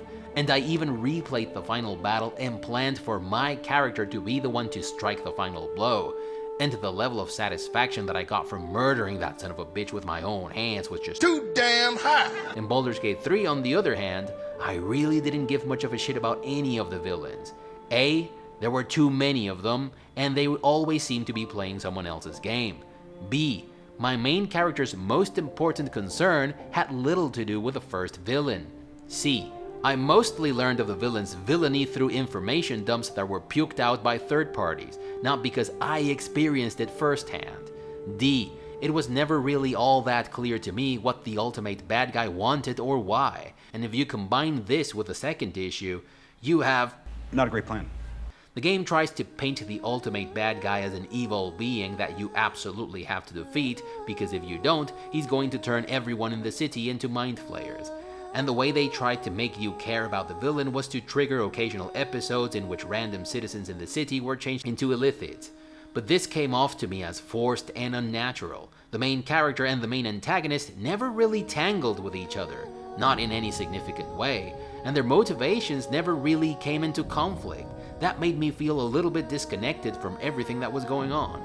And third, some good ideas aren't properly nailed down. There are many ideas that Baldur's Gate 3 replicates from Dragon Age Origins. One of them is the premise that you need to gather allies to stem the tide of evil. But in Dragon Age Origins, dwarves, Dalish elves, and mages, or golems, werewolves, and templars, were clearly defined groups, each of which had their own separate locations and had very simple, easy to follow conflicts that they needed you to help them with. Your main character in that game became involved with these people's problems, and their support for the final confrontation of the game felt deserved, earned.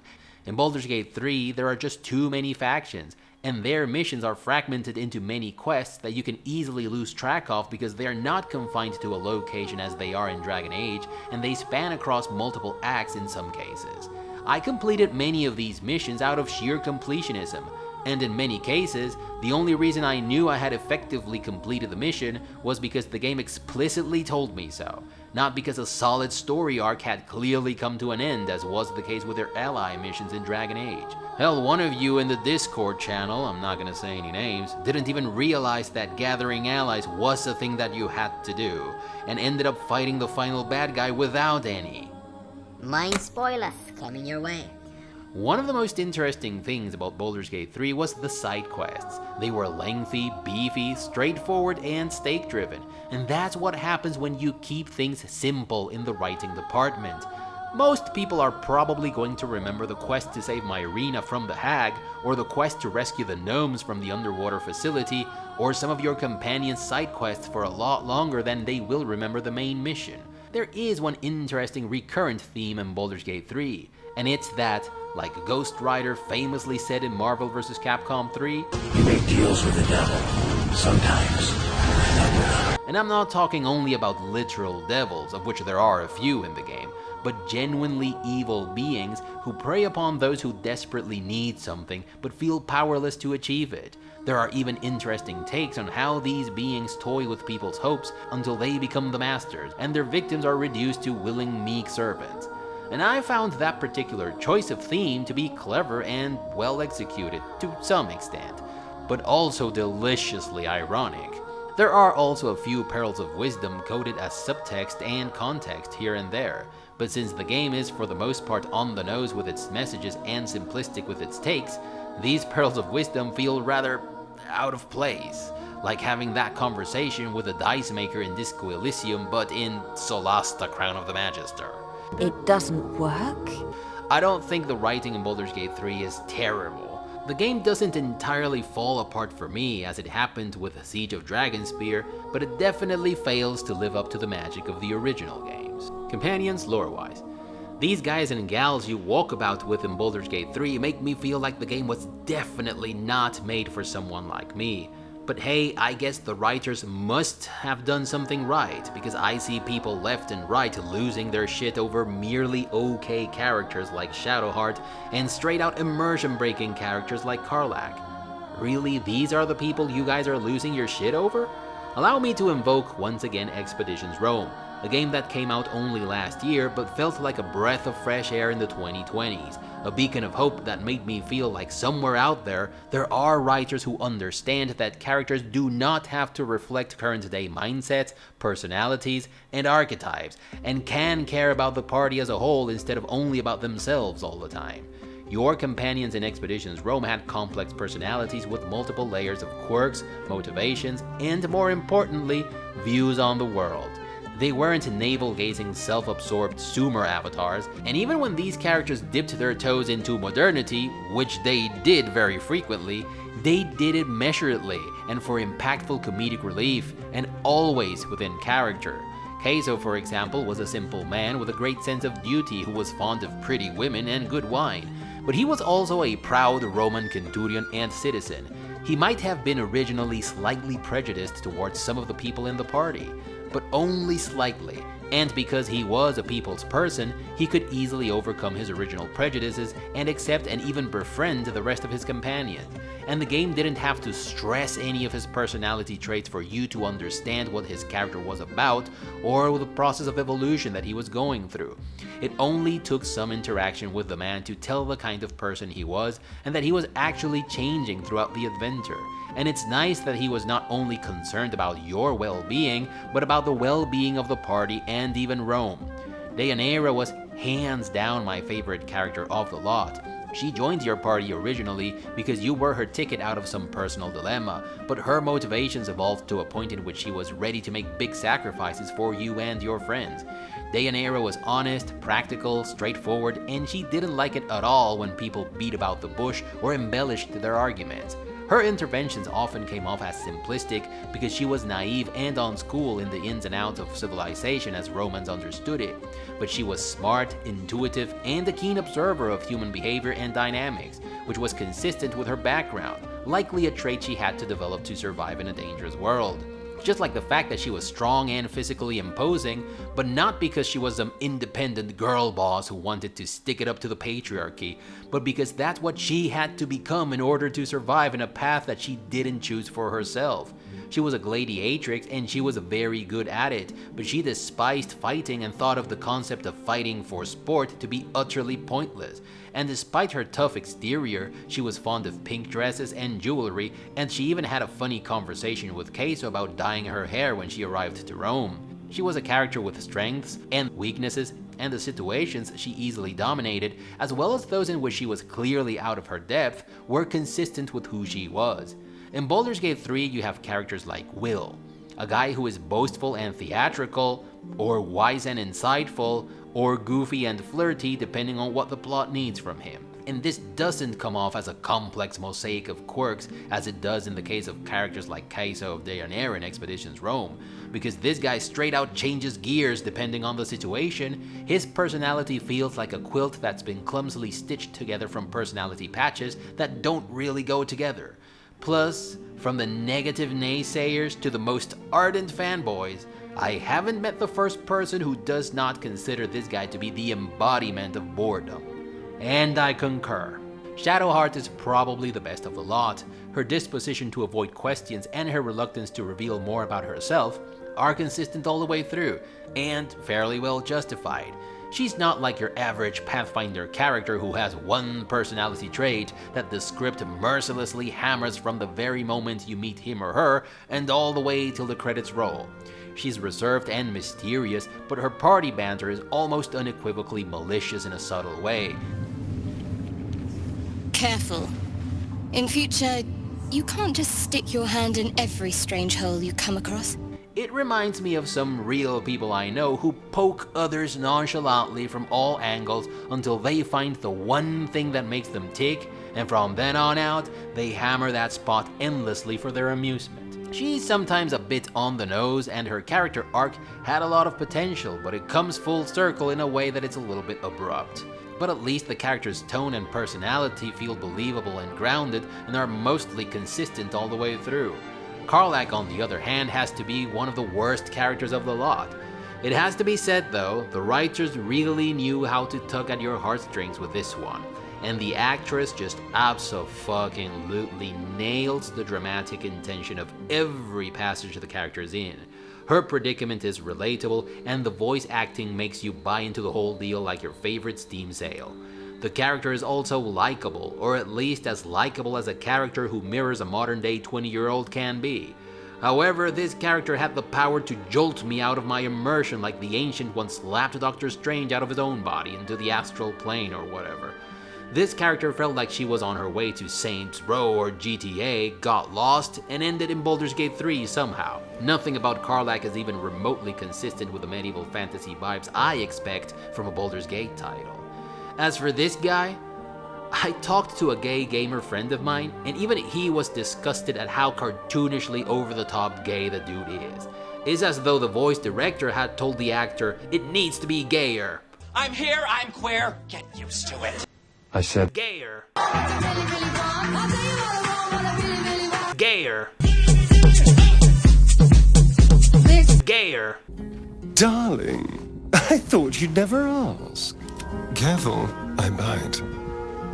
Perfection. Jaheira and Minsk are the absolute standouts here. At least they are not self-centered Sumer avatars. Yeah, Jaheira's on a bit of a guilt trip, and Minsk has been given more dialogue lines than the character knows what to do with. But hey, Larian's gonna Larian. At least they have the same simple and unpretentious mission that they've always had. Not kicking for goodness! But when one of your best companions is a dumb knuckle-headed simpleton who only ever talks about his hamster and about kicking evil in the butt, you know the rest of the bunch isn't exactly great. As for romance and personal interactions, I think this is yet another example of the leave no one behind philosophy that works to the detriment of opportunity cost in the game, which for me is one of the most important aspects of the RPG genre. See, you can romance everyone in this game. More so, everyone actively seeks to romance you. Nobody cares about your sex or your race. So, you are telling me that Gale, the guy who was bedmates with a hot-as-fuck goddess, is now equally excited about banging a hairy male dwarf as he is about getting some hot steamy action from a halfling version of Scarlett Johansson? This is exactly the type of thing I would like to play the game again for. In Dragon Age Origins, if you wanted to romance Alistair, you had to be a chick, because he didn't like dudes, and more importantly, if you wanted to become the co-ruler of Ferelden while also sticking it up to that asshole Honora, you not only had to be a woman, but you had to be a human noble woman. And that made all the sense in the world. In fact, even playing as a dwarf commoner, I would have been disappointed if the whole of Ferelden nobility had accepted a casteless dwarf as their king. And I can't help but feel like the decision to make every companion romanceable in this game was more about not having to deal with people complaining about not being able to romance this or that character as this or that race or sex, than about making a believable group of people. A group in which people have sexual and racial preferences, like most people have always had in real life. But the most disappointing thing about your companions as a whole is that they feel like individuals who tag along for their own reasons, rather than a party of adventurers.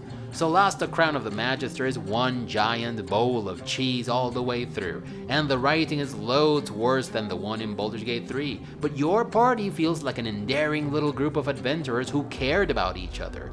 They had discussions about what they were going to do next, they had little meetings in which they voiced their conflicting opinions about things, they expressed concern when someone in the party was ill, etc. Another good example is, once again, Expeditions Rome.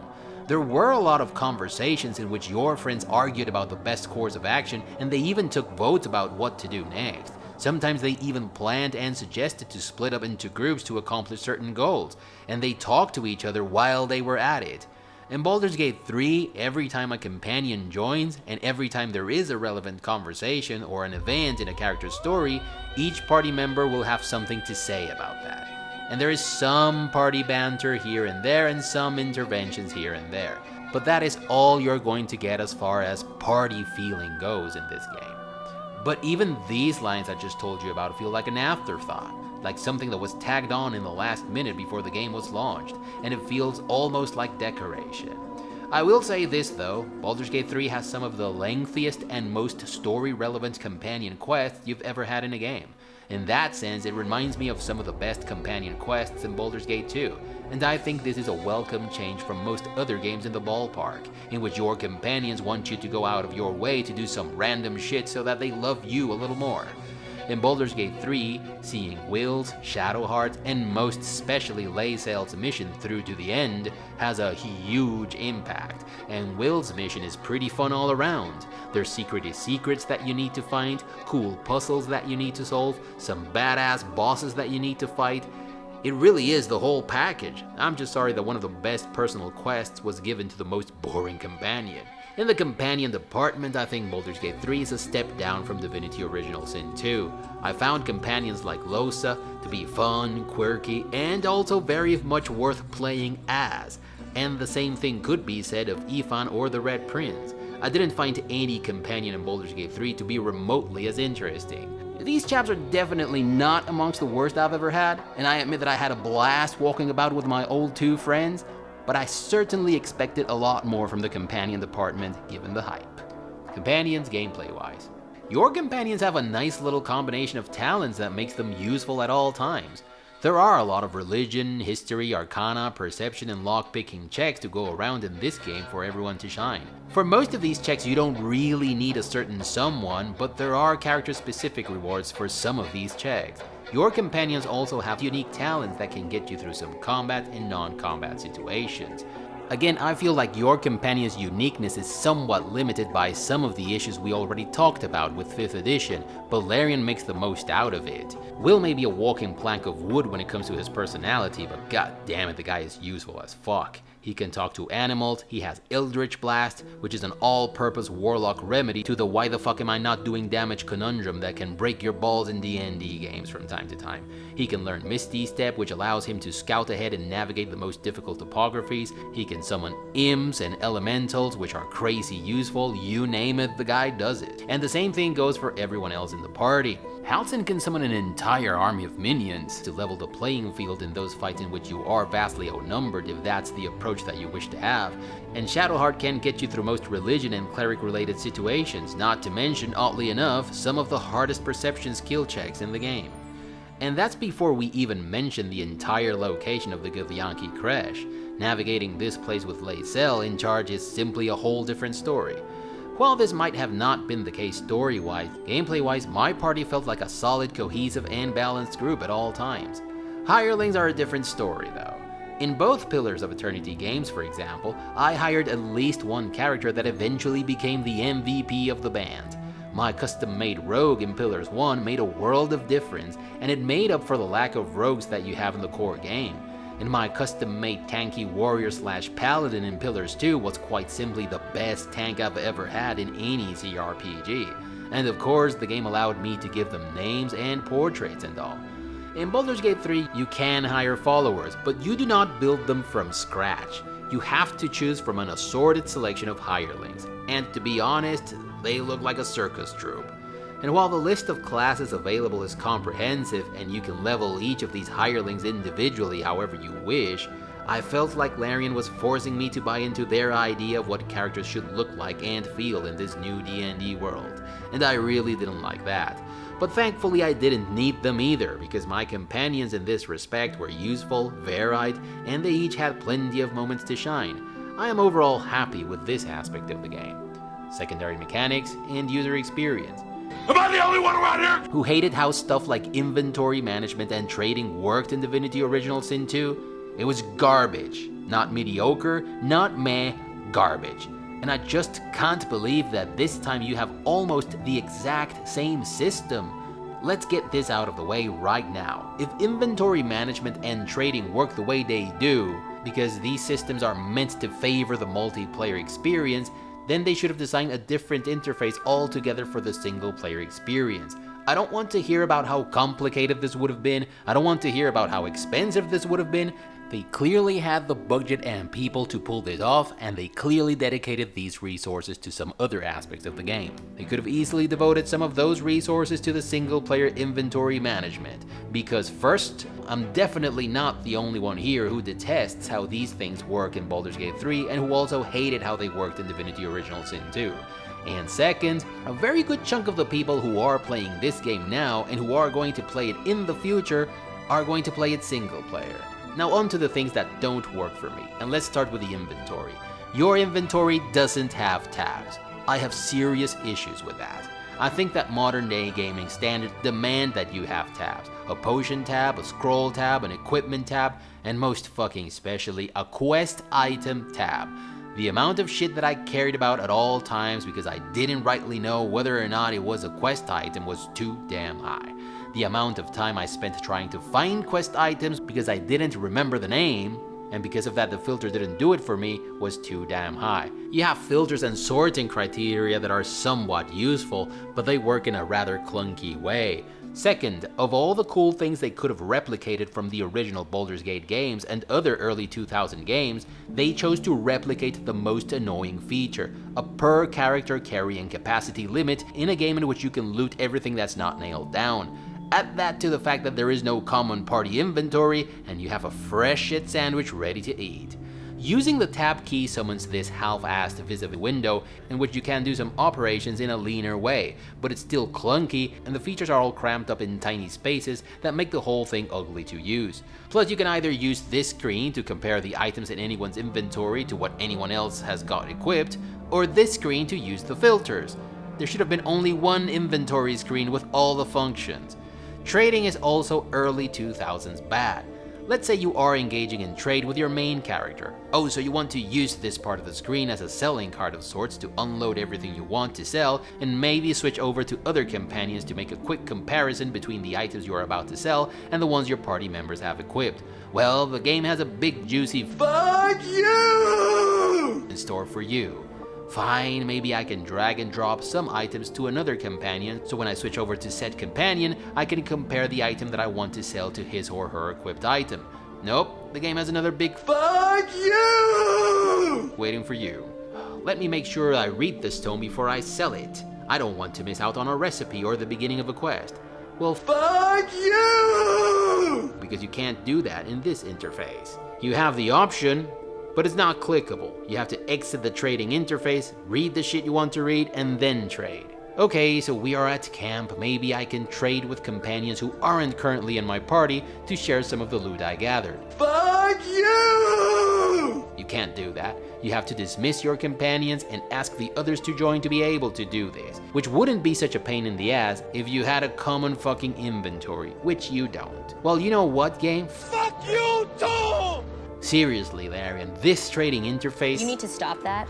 Another secondary mechanic that you have in this game is alchemy, which is basically a footnote. There's nothing to it but clicking to extract essences and clicking to make potions. It's the most brain-dead form of crafting I've ever had. The game could have really benefited from cooking meals with rare ingredients and rare recipes that could have given you different perks and bonuses, but I'm not sure if this is something they could have done within the D&D framework.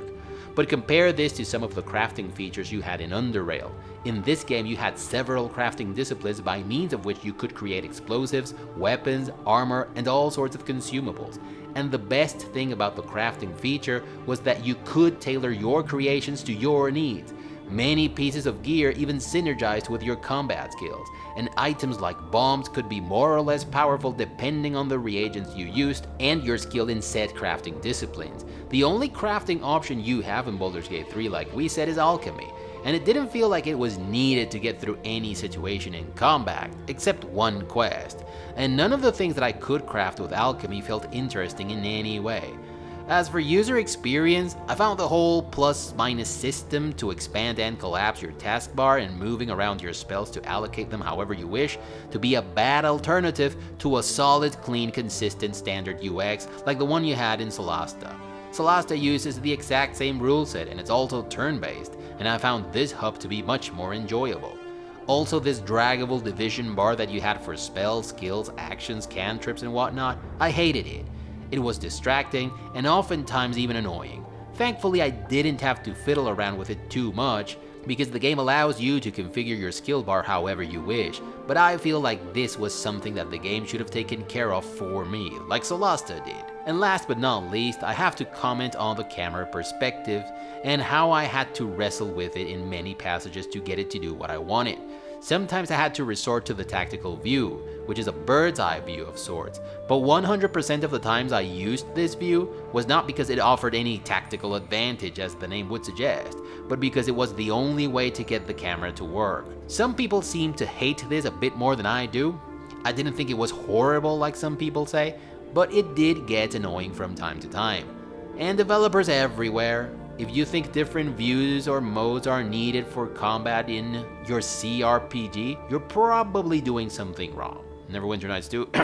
Also, sometimes some of my companions refuse to make jumps they could clearly make, or climb down walls they could clearly climb without problems. And sometimes they refuse to step into platforms and elevators when they were standing right next to them.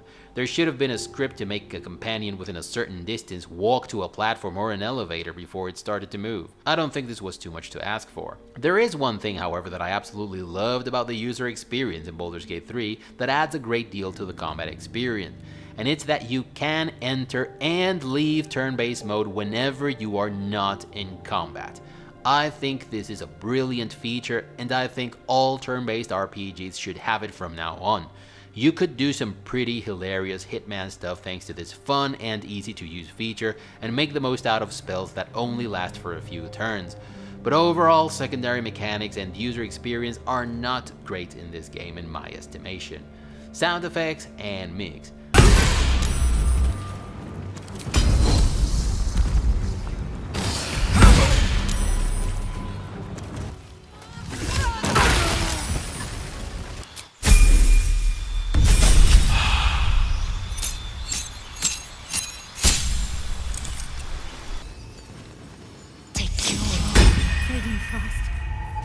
I need healing.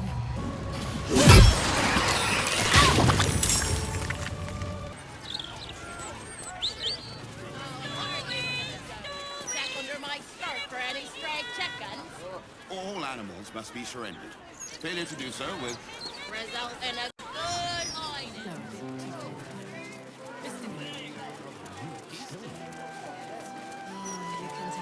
Hey, mate. Yeah, this edition looks better than ever. Better than ever? With all the articles Sounds are pretty freaking neat in this game, and there is a proper sound for everything. It's part of what makes this game feel alive and engaging. There are a few sounds that are actually quite impressive, but one very professional way that I have to decide whether sound effects are great in a game is to take note of those sound effects or sound moments that make me go oof or fuck yeah, like this, or this, or this. It's nice. The mightiest fall. And I really didn't say oof or fuck yeah in this game. Thunder attacks are pretty cool, but I was mostly on the receiving end of those, so I didn't like them as much. But I think that some of the sounds that I was expecting to be awesome were a little bit underwhelming. Firebolts, for example, don't sound like they shake the whole world like they do in Solasta, nor do magic missiles have the cast, fly, and impact reverbs that they have in Neverwinter Nights 2 or Solasta. It's still great, of course, just slightly below the oof level. The mix is great for the most part. I love how everything sounds different in the Underdark. There's a proper additional resonance to every sound, and the whole sonic landscape in this location sounds properly cavey. But there are also some shocking issues with the sound mix here and there. There are a lot of dialogue moments that feel like they were recorded at different times with different sound sets, and there's even volume issues to go with some of those. They remind me of some of my own amateurish recordings when I say, oh shit, I forgot to say this, or no, this doesn't feel right, and then I go and record it again after the video is done. But I'm a goddamn nobody making videos for his own amusement in his spare time, not a game studio who threw a workforce of 400 people at a project. I'm actually a bit surprised that a game this big has such glaring issues from time to time. In the city of Baldur's Gate, the sound mix is mostly masterful. Every sound manages to come as distinguishable, even considering that there's a lot happening simultaneously at any given time. I also think they nailed the verticality of the sound.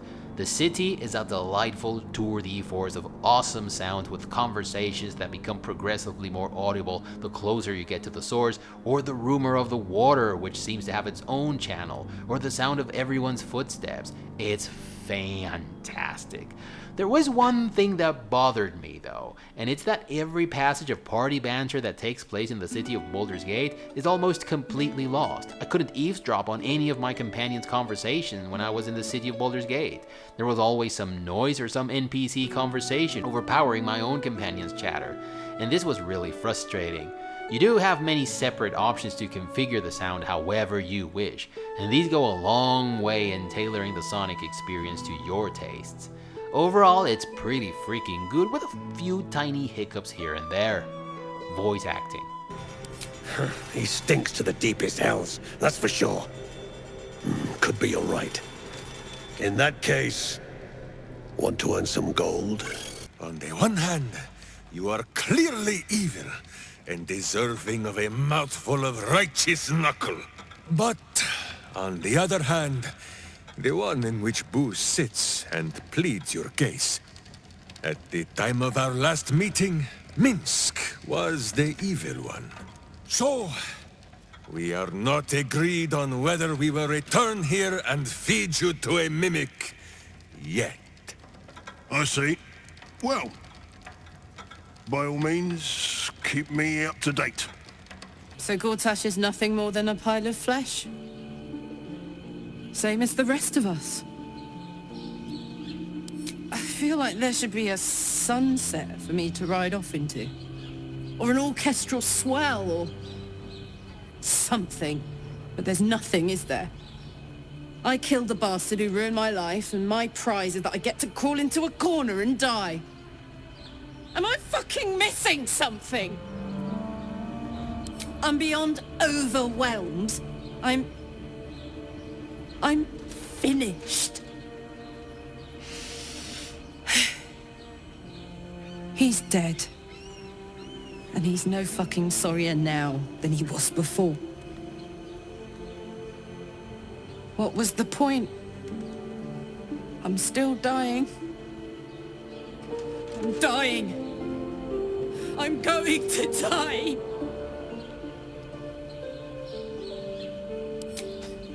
Got a miracle in your back pocket you forgot to tell me about. I'm going to be as dead as a Gortash any day now. Any moment. And what then? Off to the City of Judgment to waste into oblivion? Into the dirt to get eaten by maggots? Is that it for me? Is that fucking all? And you'll just keep going, won't you?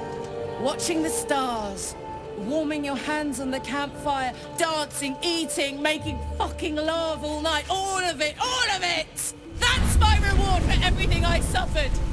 That's why I survived 10 years of torment. The fighting, the clawing, the loneliness, the fucking loneliness. All of it so I could rot. Because the person I trusted the most gave me away to the devil!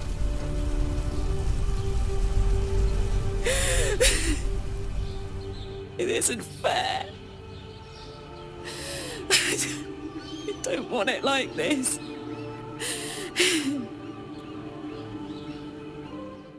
This is absolutely amazing. In fact, it elevates the story and its characters way above the quality of the writing per se. And yes, this is a who's who of voice acting as far as video games go for the most part, and they even added Hollywood talents to their arsenal of voices. Matt Mercer kills it as Minsk, much like you'd expect, and even characters who made me cringe with their lines like Astarion were spotless with their voice acting. But as good as the voice acting is in this game, it's Samantha Berta Scarlack who 100% steals the show here for me. Oh wait, she says she's non-binary and has pronouns in her bio? Forget I said anything, she's awful. How dare you! Joking! Nah, just kidding, my Twitter activist. She's awesome, okay? You can tell that she really tapped into her character's emotions. The way in which she handles pauses and silences is simply masterful. And the facial animation on her character is just the cherry on top of the whole deal. I admit she played my heartstrings like Orpheus played his lyre in Greek mythology. And Karlach, a character who I really couldn't give less of a shit about, a character that I felt was seriously out of place in Baldur's Gate 3, ended reducing me to tears by the end of the game. And it was all because of the voice acting. And I think the voice direction here should be given its due credit. I think it's masterful. Every character here nails the dramatic intention of every passage, and you can't achieve this by means of voice acting alone. You need a good voice director to pull this off, and they did more than pull it off. They nailed it, in my opinion. Except for this bitch, or this bitch, or this dude. Man, this guy is so disruptive. He doesn't even sound like a professional voice actor. It's like Larian snatched him out of RuPaul's Drag Race or something to bring him over to Baldur's Gate 3 to make a statement about inclusive. Oh. Right. Never mind then. How about we go back to praising the voice acting, yes? I'm actually quite impressed at how they managed to maintain the quality of the delivery all the way through in a game that must have had tens of thousands of dialogue lines. Also, what little sense of ethnicity you get from this game, you get thanks to the voice acting. Except the citizens of Baldur's Gate, which sound like a complete mess of randomness, the accents are consistent across races. Goblins and Githyanki, for example, have very characteristic accents that make them feel like they are not from around.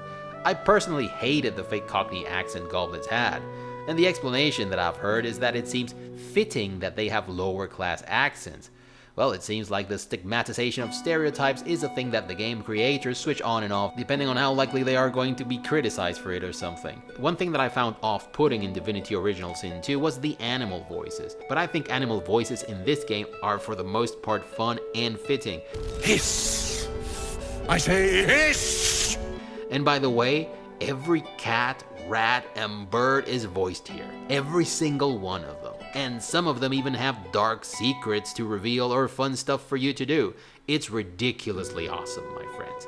Despite not being perfect, I think Larian did a fantastic job in this respect, and the good stuff more than makes up for the bad stuff. Music.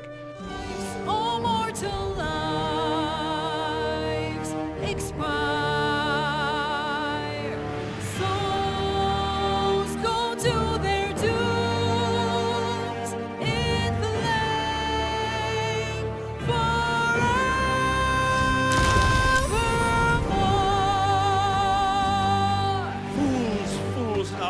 You have fought. Brave, but it's all been for naught.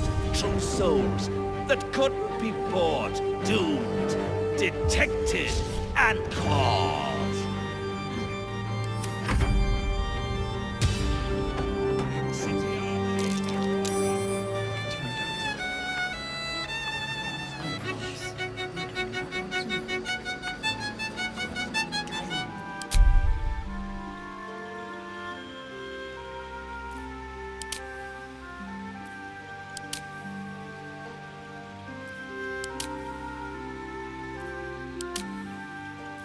So, as I understand it, the main composer for the soundtrack in both Divinity Original Sin 2 and Baldur's Gate 3 is Mr. Borislav Slavov, and I think I have a small issue with Mr. Boris's approach to the songwriting. First, I'd like to make it abundantly clear that I find the music in both of these games to be epic, grandiose, tone consistent, and overall excellent, as standalone soundtracks.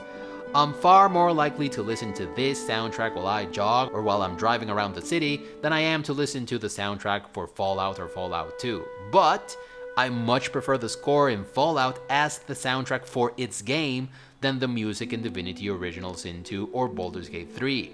See, the music in Fallout is clever, understated, and it blends so well with the rest of the sonic landscape that it even sounds like it's coming from the character's surroundings from time to time.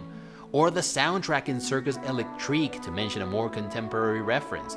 The score in Circus Electrique sounds like it's coming from an old 1800s phonograph during combat sequences, but it transitions into AAA current generation sound production when it needs to take the front row seat.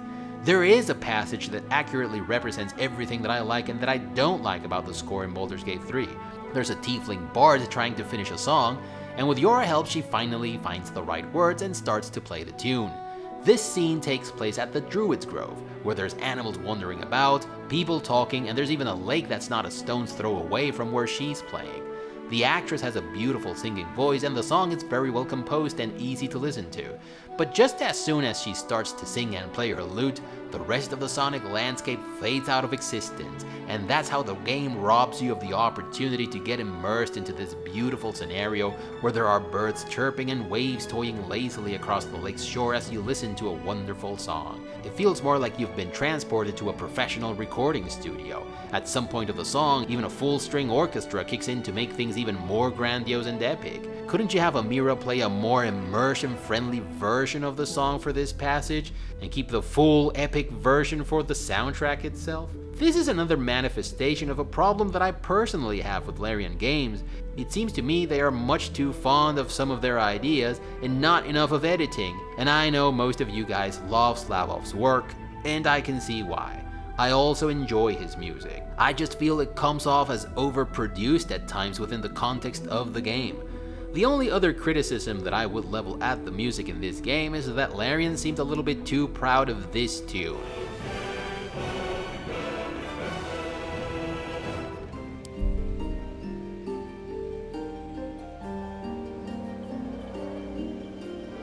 Down, down, down by the river. And although it has many variants, and many of them are pretty freaking awesome, it does come off as a little bit too repetitive. Overall, I think they put a lot of effort into the music here, and the end result was really good, but I wish it had played along a little bit more seamlessly with the rest of the elements of the art package. Graphics. This is, without question, the prettiest, most awe-inspiring CRPG I have ever seen. This is one thing that Larian nails in every game, and Baldur's Gate 3 is no exception. From the majestic landscapes to the abandoned temple ruins claimed by the jungle to the nobleman manors filled with exquisite unique paintings to humid caves where there are ancient murals that were painted by your first inhabitants who are now but one layer of the place's history. It's all a tour de force of immersion the likes of which you have never seen, ever. And every place looks alive, busy, and lived in, or abandoned and creepy, or solemn and majestic. The vibe of every location is a chef's kiss. The Shadow-Cursed Lance is a standout to me. It looks and feels genuinely terrifying and dangerous. I was shitting my pants the whole way through, and this is what I want from my graphics in my games. I want to feel like I am there. Take a look at this breathtaking landscape, and then walk a few meters down the road where you'll find this overgrown ruins yellowed by time. Venture into them and piece together the secret hidden away within their exquisite ancient stained glasses, and then go to the cellar to celebrate with a drink or two with your companions. Character models are also on point, and I like that whenever you talk to your companions or with the game's NPCs, be it at camp or while you're out there adventuring, you cut to this one-on-one shot/reverse shot little sequence like the ones you got in Dragon Age Origins. This is something that I always wanted to see in my CRPGs, and this is really well done in Baldur's Gate 3. In these conversations, they even cut to your character's reaction while your interlocutor is speaking, and most of the times it doesn't disappoint. Facial animations aren't on par with Mafia Definitive Editions, but consider that there are thousands of NPCs and that your player's face is a player-made face. So for me, this is a tiny dream come true. If my main character hadn't been a silent protagonist, it would have been the absolute cherry on the cake. And yes, you can bully me all you want on Discord, but after the Mass Effect and Witcher sagas, if a game is going to cut to a shot, reverse shot, full-fleshed conversation every 10 minutes, I'm gonna want my voiced protagonist, man. Even if it's a CRPG. Animations are also really good, from the spell casting and melee combat animations to the animations of your characters just walking about, sneaking and climbing up and down and stuff. When they are descending to a lower level in a rocky formation or a building, humans, dwarves, and halflings each have their own animations. Humans use one hand to support themselves as they make the jump, dwarves bounce on their butts, and halflings do their own little climbing animation. Armor sets and weapons also have a distinctive look without being cartoonish or over the top, Ketheric Thorm's armor insignia had a very nasty glitch for me that was even distracting, but nothing to get your panties in a bundle over. A lot of people have complained about graphics becoming glitchy and buggy when you hit the city of Baldur's Gate, but while there is a significant FPS drop, there are a ton of individual options for you to customize your experience. I managed to make the game run as smoothly as I wanted while also getting the graphic quality that I was okay with. And I have a GTX 1070, which is below the recommended specs, even if the rest of my specs far surpass the minimum. My issue with the city of Baldur's Gate doesn't exactly have to do with graphics, but I've nowhere else to talk about it, so I might as well do it here. First, there is no day-night cycle. I find this to be detrimental to the experience, especially considering that this was an important aspect of the game in the original Baldur's Gate. Speaking of which, we don't get the entire city of Baldur's Gate in this game. True, we don't need it, but the day-night cycle is also very relevant to the city's lore, because as I understand it, the game takes place during the time in which the city was placed on a lockdown curfew at mid-afternoon, and none of this happens in the game. And there is of course a technical explanation for this. There are too many NPCs in the game, and it would have been impossible to give each of them a day-night cycle. It would have made the game simply not viable. But that takes us to the second problem that I have with the city of Baldur's Gate. There are just too many NPCs. And yes, this makes the city feel alive, busy, and lived in. And it does add to the immersion aspect of the game, but only a handful of these NPCs have something relevant or interesting to talk about. And this is distracting, and it's the very reason we do not have a day-night cycle. I would have preferred for the city to have fewer NPCs, and maybe have a day-night cycle and stuff like a curfew, or maybe missions to be carried out only at night, or alternative ways to accomplish certain goals that would only apply during nighttime. You could have had, for example, fewer guards patrolling some buildings, like the warehouse where you were meant to disable the Steel Watchers or something. Still, none of these observations take away from the fact that this is where the CRPG genre currently sits at when it comes to graphics, and this is what other developers should have as their highest reference. Performance and stability. First of all, I did play the game all the way to the end twice. And I have not had the atrocious experiences that some of the naysayers seem to have, and my graphic card is below the required specs. Yes, FPS drops significantly in the city of Baldur's Gate, but nothing that can't be fixed by fiddling around with the options. It just takes some time. And yes, this is something that the game should have taken care of for you in the first place, but there are workarounds. In the end, I was happy both with the performance and the graphic quality all the way through. There was an infuriating glitch that kept me from completing one of the lengthiest side quests in the game. The game crashed a couple of times. There were some collision issues with some objects. Sometimes the AI went batshit crazy in buildings in which the action was taking place in multiple floors. Some characters disappeared during cutscenes. Some portraits went black for a few minutes from time to time. And with some of the patches, stuff that was working okay is not running as smoothly. But my experience with Baldur's Gate 3 was way better than it was with Divinity Original Sin 2 in this respect.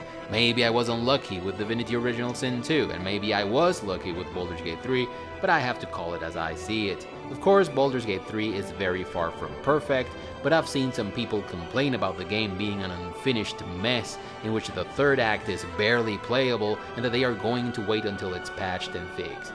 I don't know what these people are comparing the game to, but my advice is, don't listen to these people. The game is perfectly playable as it is. Other considerations and final thoughts. It's the game of the decade so far. This is where the genre is at right now. It doesn't feel like my D&D. It doesn't feel like my Baldur's Gate. But it makes me wish that games like the RPGs that Iron Tower puts out, or games like Underrail and the Shadowruns that have come out in the last 10 years, which very much are for people like me, had the production values and gameplay designed of Baldur's Gate 3. Baldur's Gate 3 represents the best of what modern gaming has to offer in a genre that has been for the most part neglected in the AAA space for obvious reasons. It also leaves out some of the worst trends in the AAA space in modern gaming, like microtransactions. But I also wish it had not succumbed to some of the worst narrative trends we have in this day and age. It is a CRPG made for casuals. It does not target the hardcore CRPG player, let alone the Baldur's Gate core fan who isn't an okayer. but it brings to the table a slew of things that even hardcore CRPG players are going to love. If you are on the fence about getting this one because you think purchasing it might contribute to worsen the current state of entertainment, take it from me, it won't. I would need an hour-long video to explain why, so just trust me on this one.